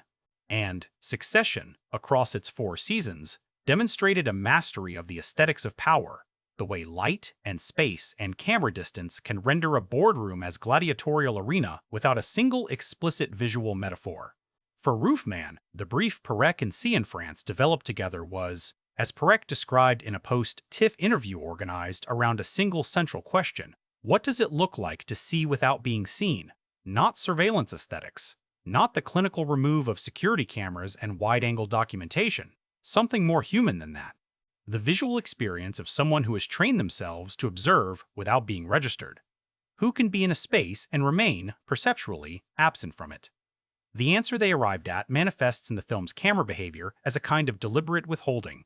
Perek shoots much of the film with longer lenses than you might expect for intimate drama lenses that compress space, that make the observer seem closer to the subject than the subject knows, that render the act of watching as something slightly removed from the watched. In the early robbery sequences, this creates a specific quality of observed distance. You're watching Manchester move through spaces the way a careful watcher watches, from a position of vantage rather than immersion. Not cold, attentive, precise. This shifts, and the shift is deliberate and gradual. In the church sequences, as Manchester's emotional life opens up, as the armor of operational distance develops its first real cracks, the focal length choices shift towards something wider. The camera gets closer to the human texture of faces, to the grain of skin, and the specific micro-movements of expression that longer lenses flatten. It's a visual grammar of intimacy. The closer Cianfrance wants you to feel to a character's inner experience, the more Perek's lens opens up and moves in. The exception and exceptions in this kind of visual strategy are always the most revealing moment, is the visitation scene at the film's end. The plexiglass scene, which is shot on longer glass again, back to the observed distance of the film's opening. Not because Manchester has retreated operationally, he's done retreating, but because the glass itself is the film's final visual statement. The distance is real now. It is structural, and the camera honors the structure. The film's color palette is another system worth tracing across the entire runtime because it moves with the story's emotional logic in ways that reward attention. The early sections, the robberies, the arrest, the prison period, are organized around a palette of functional desaturation. Not black and white, not monochrome, but color-drained to its most purposeful. The amber of parking lot sodium lighting. The institutional gray-green of prison interiors. The flat, context-free palette of a world defined by function rather than feeling. The Toys R Us interior, in a choice that is so perfectly calibrated it almost seems like showboating but earns itself completely, is the film's most saturated environment. Of course it is. It's a children's toy store. Primary colors everywhere, by design, the commercial architecture of childhood stimulation built into the shelves and signage and product packaging. And Manchester moves through this chromatic abundance in deep shadow. In the night hours when the colors are present but unlit, their saturation reduced by the darkness to something muted and slightly melancholy. It's the visual equivalent of the thematic irony the film is carrying. A man surrounded by color, living in its shadow. A man who chose to hide in the most vividly colored building he could find and experienced it in darkness. The color is there, he's in it, but the conditions of his concealment keep it just out of reach. The church sequences introduce a specific quality of warm natural light that represents, and this is Perek at his most structurally careful, the film's emotional warmth made visual. Not golden hour nostalgia cinematography, not the soft focus warmth of Hollywood romance, but the actual quality of light in a small community space where the windows are old and the glass is slightly impure and morning sun comes through it at an angle that fills the room with something genuinely warm and genuinely imperfect. The color temperature is alive here in a way it isn't in the corporate fluorescence of the store or the sodium flatness of the parking lots. Watch how Leigh is lit in these sequences. Perek consistently finds her in pools of this church window light. Not in a way that feels like visual idealization, but in a way that feels true to the specific quality of attention Manchester brings to her, the light he sees her in. And as the relationship deepens, Manchester himself begins to move into these warmer zones of the frame. Early in the church sequences, he tends to be slightly to the edge of the warmest light, not excluded, but on the boundary of it. By the mid-second act, he's fully in it. That movement, across several scenes, across significant runtime, is the visual record of his emotional thaw, rendered entirely through lens and light choices without a word of dialogue. The night sequences outside the store and church. Manchester, moving between his two worlds, use available light in its most literal sense. What exists, exists. What doesn't, doesn't. No added sources. This creates a visual texture of genuine darkness that most Hollywood films avoid, because genuine darkness requires a different kind of audience trust. The trust that you'll keep looking even when the image asks you to work for it. Cianfrance has always trusted his audiences to work, and Perek shoots these transitional sequences with that trust fully extended. There are moments in the film where you're aware that you're straining slightly to see detail, and that the straining is the point. You're doing what Manchester does. you're finding your way in the dark. Camera movement in Roofman follows a logic I'd describe as earned kinetics. The handheld work isn't deployed as an aesthetic signature or a signal of indie credibility. It appears specifically when the emotional temperature of a scene requires the physical presence that locked-off cameras can't generate. The conversations between Manchester and Leigh have a subtle but present handheld quality that gives them a slightly searching character, the camera finding its best position in real time, the way attention does in an important conversation. In contrast, the shots inside Manchester's hidden space are locked off completely, not a tremor. The stillness is absolute, matching the absolute stillness Manchester must maintain.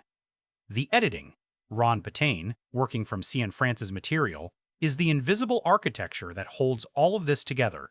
Patane's approach to the parallel structure of the film's second act, cutting between Manchester's hidden life and Steve's investigation, never falls into the genre mechanics of the intercutting thriller. He's not building toward a crescendo through accelerating rhythm. He's building a kind of emotional geography, showing you two worlds that exist simultaneously, that are on a collision course, without ever letting the procedural urgency of that collision override the human texture of either. The cuts often land on quiet rather than momentum. You'll be in the middle of a community gathering, and the edit will give you a brief, still shot of Steve at his board, and then return, and the effect isn't tension in the conventional sense, it's awareness. The awareness of time passing on multiple tracks simultaneously. The awareness that the world doesn't know you're in it until it does. The birthday party sequence is where Patane's editorial control reaches its peak. The intercutting between the party preparations and Steve's team positioning is executed at a pace that refuses to accelerate into thriller tempo. Other editors might have cut faster, tightened the rhythm, used the conventional language of the converging forces sequence to heighten the pre-arrest suspense. Patane holds back. He keeps the cuts at almost the same tempo as the preceding scenes. So when the arrest moment arrives, it doesn't arrive as a climax you've been built toward. It arrives as a fact. An ordinary, terrible fact in a morning that looked ordinary from the outside. That choice, keeping the editorial rhythm steady through the arrest, is what makes the scene land as hard as it does. You haven't been prepared for it by accelerating music and faster cuts. You've just been in the room, and then suddenly it's happening, and the lack of conventional build-up means there's nothing between you and the full weight of the moment. Nicholas Britell's score deserves careful attention in this context because his relationship to the editing is unusually integrated. Britell composed with an awareness of Patane's cuts rather than underneath them, which means the score doesn't function as a separate emotional track running parallel to the picture. It functions as part of the film's time signature, sometimes present, more often absent, and the absences are as deliberate as the music. The film's main theme, first introduced in the church sequences, spare and harmonically unresolved in its initial appearance, is built from a specific interval that Britell has described as being about the relationship between what you show and what you carry. The interval is a minor seventh, a sound that Western harmonic tradition codes as longing, as something incomplete, as a gap between where a phrase is and where it wants to resolve. The theme never fully resolves in the film, not once. It returns several times, in different instrumental colors. Strings in the church, solo piano in the Toys R Us night sequences, something more orchestral near the end. But each iteration leaves that seventh hanging, unresolved, carrying its tension into the next scene. This is either extremely clever or exactly right, or both. The film isn't about resolution, it's about the irresolvable.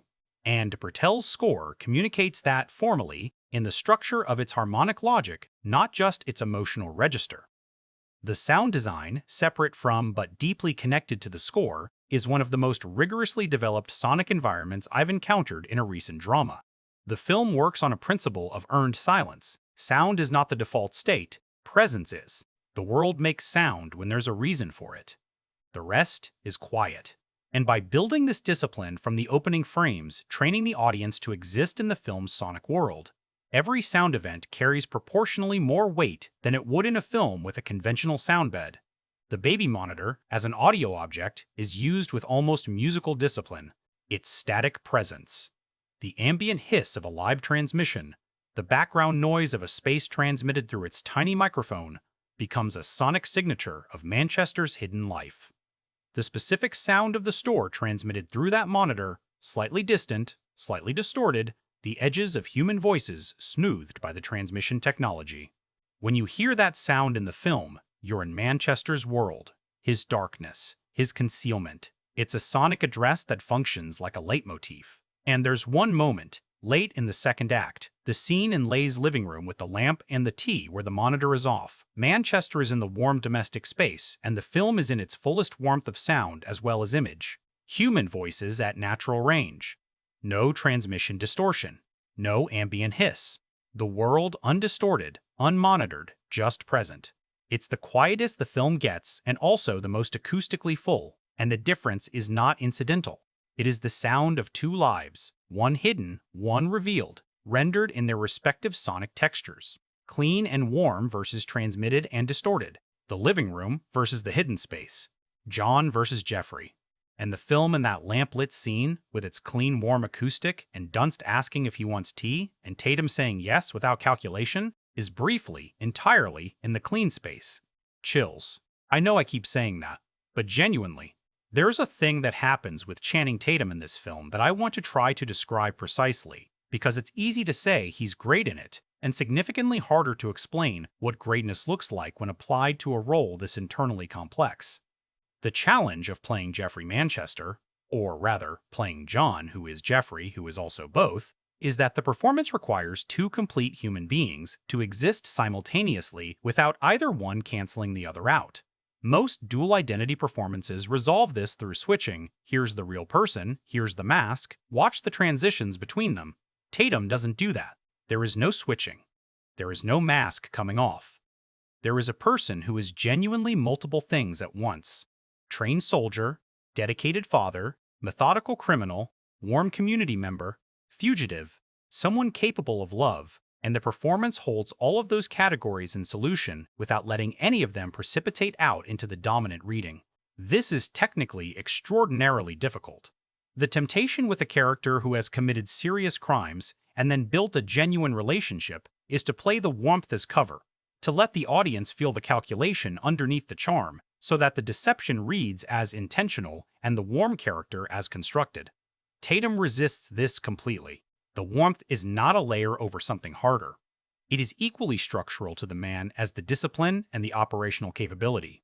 Both are real. Both coexist. Both are available to the camera simultaneously, and what Tatum does in every scene is hold both without subordinating one to the other. Watch specifically how he manages eye contact in scenes with Leigh versus scenes with Steve's investigation apparatus.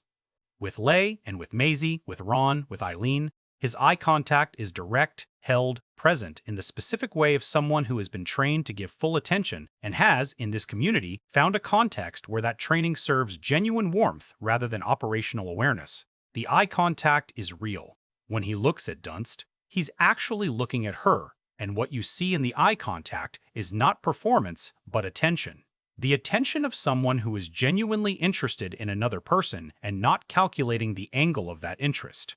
In the brief scenes where the investigative world intrudes, catching a news report on a screen, registering an unexpected police presence in a neighborhood, the eye contact changes. It becomes assessment rather than connection. The same physical precision applied to a different purpose, and Tatum makes this shift without announcing it. It's not a flinch, not a freeze, not the thriller movie tell of someone suddenly performing normalcy under pressure. It's just a different quality of the same basic physical behavior. The eyes doing different work. That distinction, the same physical behavior applied to different ends, is the performance's central technical achievement, because it's what the film is arguing about the man himself. The same person. The same qualities. Different applications. The preparation work is visible in the physical specificity of the performance, particularly in how Tatum carries Manchester's military background without advertising it.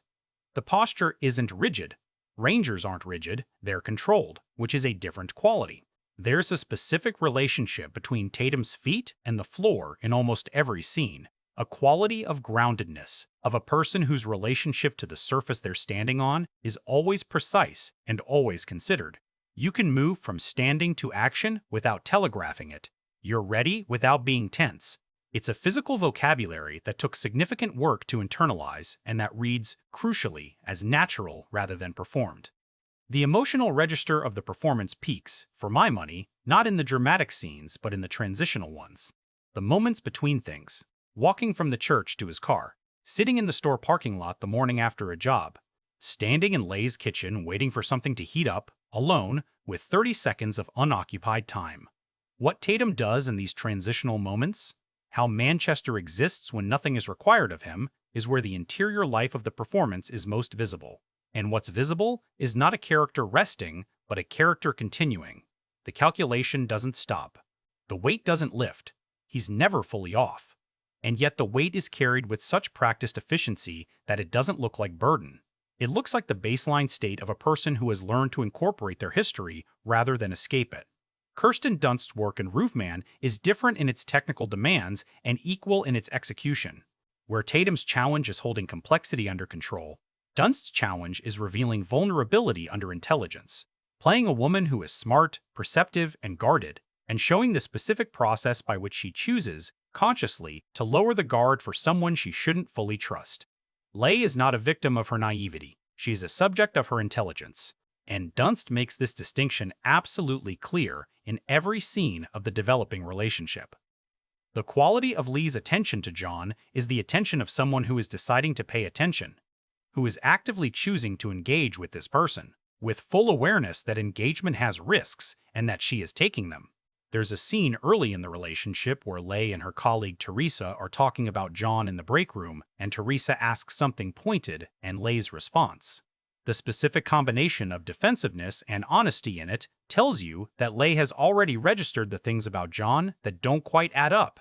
She's not oblivious. She's choosing. That distinction is everything. A woman who doesn't notice the gaps is a character the film doesn't fully respect. A woman who notices and chooses anyway, who is capable of the specific intelligent risk of opening herself to someone who is not fully knowable, is someone with genuine interiority. Dunst plays the second version with complete conviction.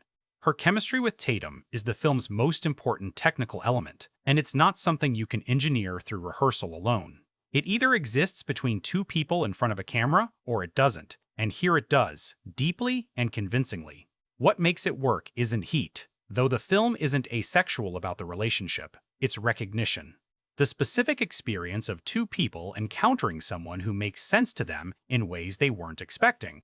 Leigh recognizes something in John that she responds to not because she can explain it, but because her nervous system, the pre-articulate level of the self that moves before reasoning catches up, has already made a decision. Dunst renders this in the quality of her stillness near him. She's more still near him than she is elsewhere. Not frozen. Settled. The scene that demonstrates Dunst's fullest range in the film is the visitation, the plexiglass scene. And I want to be careful here because it's the film's most guarded emotional territory.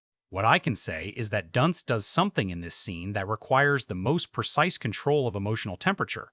She has to play Leigh being simultaneously wounded and intact. Not recovered, not healed, not resolved, not past what happened. Intact. Still herself. Still the person who made the choice she made with full knowledge of its risks. The wound is real. The self is also real. And neither requires the other to be absent. The tears that come in this scene, and they come, inevitably, don't arrive at the obvious moment. They arrive about 30 seconds after you expect them, in a pause following something Manchester says, and the delay is the whole performance.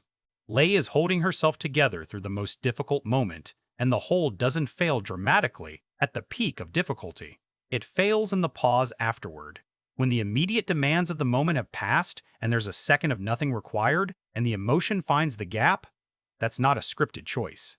That's a deeply human observation about when people actually cry, rendered by an actress who understands emotional physics at a level that cannot be taught. Peter Dinklage, as I mentioned in the production section, does remarkable work with Mitch. But I want to give his performance its proper technical due here because the diner scene in particular deserves close reading. What Dinklage does in that sequence is build an argument in real time, in front of you, while simultaneously deconstructing it. The character believes what he's saying and doubts it at the same frequency, and the performance never resolves that tension in favor of either pole. You watch Mitch persuade and undermine himself simultaneously, the specific experience of an intelligent person making the correct argument from an insufficient position of credibility. He can see the right answer. He can't fully access it for himself, and that limitation radiates outward into the argument he's making, giving it a quality of the provisional that Manchester, who reads people with military precision, immediately registers. Mitch's moral weight in the film is the weight of the person who sees clearly from the outside. He's not close enough to the warmth of the church community to be held by it the way Manchester is, but he's close enough to Manchester to understand exactly what that warmth means to him. He occupies the uncomfortable external position of someone who is right and irrelevant, and Dinklage, who has spent a career inhabiting positions of complicated social authority, brings to this role the specific kind of wisdom that comes from long observation of people making choices you could see were wrong from the outside. Ben Mendelsohn's Pastor Ron is the film's moral compass rendered as a person rather than a function, the film's intelligence about religious community. Its refusal to make the church either naively idealistic or cynically hypocritical is carried primarily by Mendelsohn's performance, which never allows Ron to be a type. He's a man who has been doing pastoral work long enough to have accumulated the specific combination of genuine faith and human realism that this work produces in the best of its practitioners. He trusts people because his calling requires it and because experience has taught him that the requirement is usually worth the cost. He's been wrong before, he'll be wrong again. He extends trust anyway because the alternative, the closing of the pastoral door, is a cost he's not willing to pay. Mendelsohn's best moment in the film may be the scene following the arrest, in his office alone. He has no dialogue. He's simply sitting at his desk, and the camera stays with him for perhaps 90 seconds. What he's processing is visible in his face as sediment layer upon layer of reaction, none of them displacing the others, the whole accumulation sitting in his expression as weight, grief, confusion. The pastoral question of what he missed or misread or chose not to pursue. The separate question of whether any of those choices were wrong, given what he knew at the time. The particular sorrow of someone whose instinct toward another person was correct and also insufficient. He sits there. The film sits with him. And eventually he does what people do. He moves. He gets up. He goes to the door. He continues. That continuation, in all of the performances, in all of the characters, in the film's final image of a Charlotte street on an ordinary morning, is Roofman's quiet insistence about human life. It continues. Under and around and despite the weight of what happens in it, it continues. Not in a redemptive way. Not with the implication that continuation means resolution or that the passage of time heals what got broken. Just in the factual way. The world is indifferent to the weight of individual moments. It offers no particular solace. It just keeps generating more mourning. The ensemble, Stanfield, Aduba, Temple, Yang, Rivolori, Cohen operates as a collective organism rather than a collection of supporting parts, and the credit for that belongs equally to the casting and to Cianfrance's rehearsal process, which builds the relational texture of a group before the camera ever arrives. You feel the history of these relationships. The church community feels like it existed before Manchester arrived and will continue after he's gone, which is exactly what makes his time in it so resonant. He was a visitor in a living system. The living system absorbed him, and his removal from it has the quality of a gap present shaped like him, rather than a simple ending. So what is Roofman actually about? Not what it's about on the surface. A former Army Ranger who robbed McDonald's through the roof, escaped from prison by clinging to a truck, hid in a Toys R Us for months, and fell in love in a church under a false name. That's the story. That's the extraordinary, specific, improbable true story that Derek Cianfrance spent years figuring out how to tell. What the film is about, underneath the story, in the territory that stories excavate when they're working at full capacity, is harder to name, simply. But let me try, because the attempt is worth making even if the landing is imperfect. Roofman is about the relationship between capability and character. It's about what happens when the qualities that define a person, the things they're genuinely good at, the attributes that constitute their identity at its most fundamental, are pointed in a direction that those qualities never intended to serve. Manchester isn't a bad man who happens to also have good qualities. He's a fully integrated human being whose specific capacities, focus, discipline, presence, the ability to be completely where he is, have been deployed across his life in ways that range from heroic to criminal to tender, depending on the circumstances into which he was dropped by the combination of his choices and forces he didn't choose at all. The film refuses to separate these modes. It insists, with a quiet but absolute conviction, that the man who held Maisie's hand at her birthday party and the man who locked restaurant employees in walk-in freezers are the same man. Not in a way that excuses either, and not in a way that cancels either, in a way that simply insists on the completeness of persons. That human beings are not reducible to their worst actions or their best ones. That the category of who someone is contains everything they've done and everything they're capable of without resolving cleanly into either. This is a genuinely difficult position to hold in the contemporary cultural moment, where the dominant narrative tendency, particularly around crime and punishment, runs toward legibility, toward the clear assignment of category, victim and perpetrator, good person revealed beneath a bad surface, or bad person revealed beneath a good one. The reveal, the truth under the performance. We are, as a culture, extraordinarily hungry for the moment when the complexity collapses into a single clear reading. Roofman denies this hunger entirely. There is no reveal in the film's moral structure that changes what you know about Manchester. The man in the church and the man on the roof are not different men. The film knew this from the first frame, and it tells you consistently, and it refuses to offer the relief of resolution. That refusal is, I would argue, the most morally serious thing a film can do. And it requires courage from the filmmaker, from the screenwriter, from the performers, from the studio that agreed to release it. Because audiences are not always comfortable with irresolution. The film's box office performance, solid but not explosive, reflects an audience that encountered something genuinely more complicated than what they were expecting and responded with the slight hesitation that accompanies genuine complexity. Not rejection. Hesitation.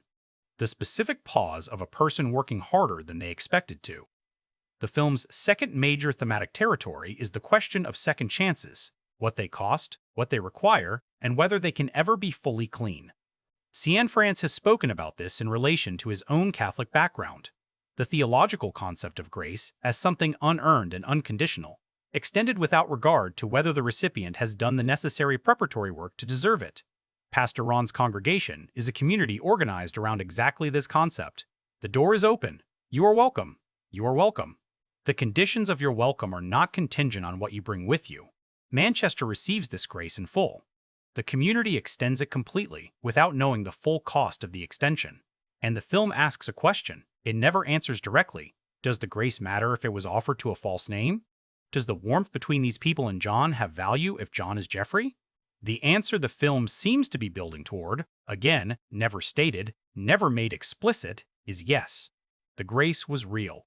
The love was real. The community was real. The name on the door doesn't determine the reality of what happened inside. But the name on the door matters to the law, and the law, as the film renders it, is not evil or corrupt or even particularly callous. It's just operating on a different register of reality. The register of documented fact, of sentences and statutes, of the system that manages the social contract through the only tools available to it. Steve isn't wrong. The law that sends Manchester back isn't wrong, and the grace that the church extended isn't wrong. They're operating in different registers of a reality that doesn't reconcile them. That irreconcilability is the film's third major theme, and the one I find most quietly devastating. The coexistence of multiple valid frameworks for understanding a single person and the complete absence of any meta-framework that synthesizes them. The law sees Manchester correctly. The church saw John correctly. Leigh saw something that was both of them, and something that was neither, and loved what she saw correctly. All of these perspectives are accurate. None of them is sufficient, and there is no position from which you can stand and see all of them simultaneously in a way that tells you what to do. This is what serious drama is for, not to resolve the irresolvable, but to make you feel its dimensions, to give you the full architecture of a human situation that exceeds the available categories, and to let you stand inside that architecture long enough to feel its weight. Roofman does this for just over 2 hours. And when it ends with its quiet morning exterior, what you're left with isn't a conclusion. It's an experience. The experience of having been inside something genuinely large and having come out the other side, knowing you can't carry all of it at once, but have to carry what you can. The film also operates as a specific document of American disconnection. The particular social geography of a country where military service remains one of the most demanding things its citizens can undertake, and the infrastructure for returning from that service remains one of the most inadequate. Manchester's trajectory is not a story the country has a script for. The training is there. The discipline is there. The capability is there. The civilian world on the other side of service doesn't know what to do with these things, doesn't have the containers for them. And the gap between the person you've been built to be and the world that built you and then didn't need you anymore, that gap has swallowed too many people, in too many ways, for the film's portrait of it to feel like a unique case. It's not a political film in any explicit sense. It doesn't make arguments or propose solutions. But it inhabits this American reality with enough honesty and enough specificity that the political dimensions of it are present in every scene without ever being invoked. Manchester's collapse is individual and structural simultaneously. His crime is his choice, and also the product of conditions that are not entirely of his making. Both things are true. The film trusts you to hold both. Cianfrance, and making this his fourth feature, and arguably his most accomplished, has done something that filmmakers rarely do over the arc of a career. He has deepened without hardening. Blue Valentine was emotionally devastating in the raw, somewhat unmediated way of a young filmmaker's most urgent work. Brilliant, but slightly uncontrolled in its intensity, the emotional impact arriving partly through force. The Place Beyond the Pines was more structurally ambitious, more formally controlled, but its ambition occasionally outweighed its intimacy. Roofman achieves something that both of those films were reaching toward: the synthesis of formal mastery and emotional access, the combination of structural intelligence and human warmth that makes the analytical and the felt operate simultaneously rather than alternating. The film has a specific quality that I associate with great literary fiction: the quality of being completely present in its moment while always being about something beyond that moment. You're watching a specific man in a specific situation in a specific place. You're also watching something about all of us. The particular and the universal coexist without the particular being sacrificed to the universal's demands. Jeffrey Manchester is Jeffrey Manchester, entirely himself, entirely specific, irreducible to a type or a symbol. And the experience of understanding him, of sitting inside his situation for 2 hours and being asked to hold its full complexity, is also the experience of understanding something about the human condition that the human condition doesn't usually make this legible. The film's legacy, in the scope of what gets made and remembered, it will grow. It opened to warm but not overwhelming commercial reception. The fate of serious drama in a market that has been restructured around franchise certainty. But this is the kind of film that deepens with time, that finds the audience it needs rather than the audience. The opening weekend determines that people discover and return to and press on other people with the particular evangelical energy of someone who has encountered something that changed how they see. That is not a small thing. That is, in fact, the only kind of legacy that matters. Channing Tatum will likely receive sustained awards consideration for this performance across the cycle, and regardless of how that process resolves, what he's done here changes what is possible to ask of him. A question mark that existed before this film. The question of whether his undeniable physical charisma and natural screen presence could be directed toward roles of genuine psychological depth has been answered, completely and without room for ambiguity. He can, he has, and the answer will attract the projects that deserve it. Kirsten Dunst, whose long run of exceptional work has been met with periodic institutional under-recognition that has been frankly baffling, has here given the performance that should end the bafflement. It won't, necessarily.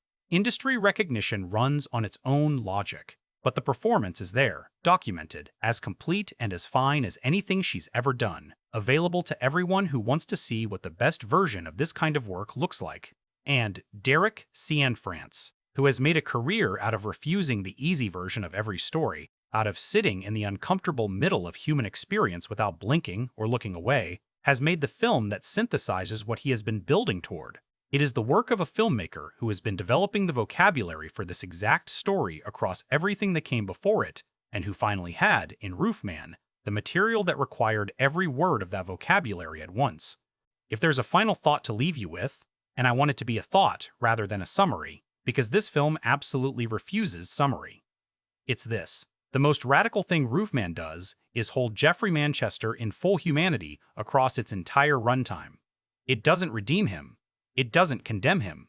It doesn't resolve the tension between what he did and who he was to the people who loved him. It holds all of it simultaneously. The roof, the store, the church, the plexiglass, and it asks you to hold it too. That's hard. It's supposed to be hard. The things worth holding usually are. Go see this film, or if you've already seen it, see it again. Because there are things in it that only become available on second viewing when you already know where it's going and you can watch how it gets there. There are things in Tatum's early scenes that land differently when you know what the third act carries.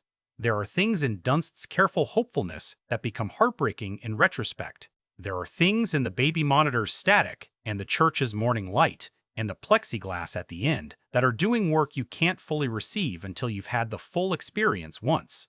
A film that rewards second viewings is a film with genuine depth. Roofman has it, in abundance.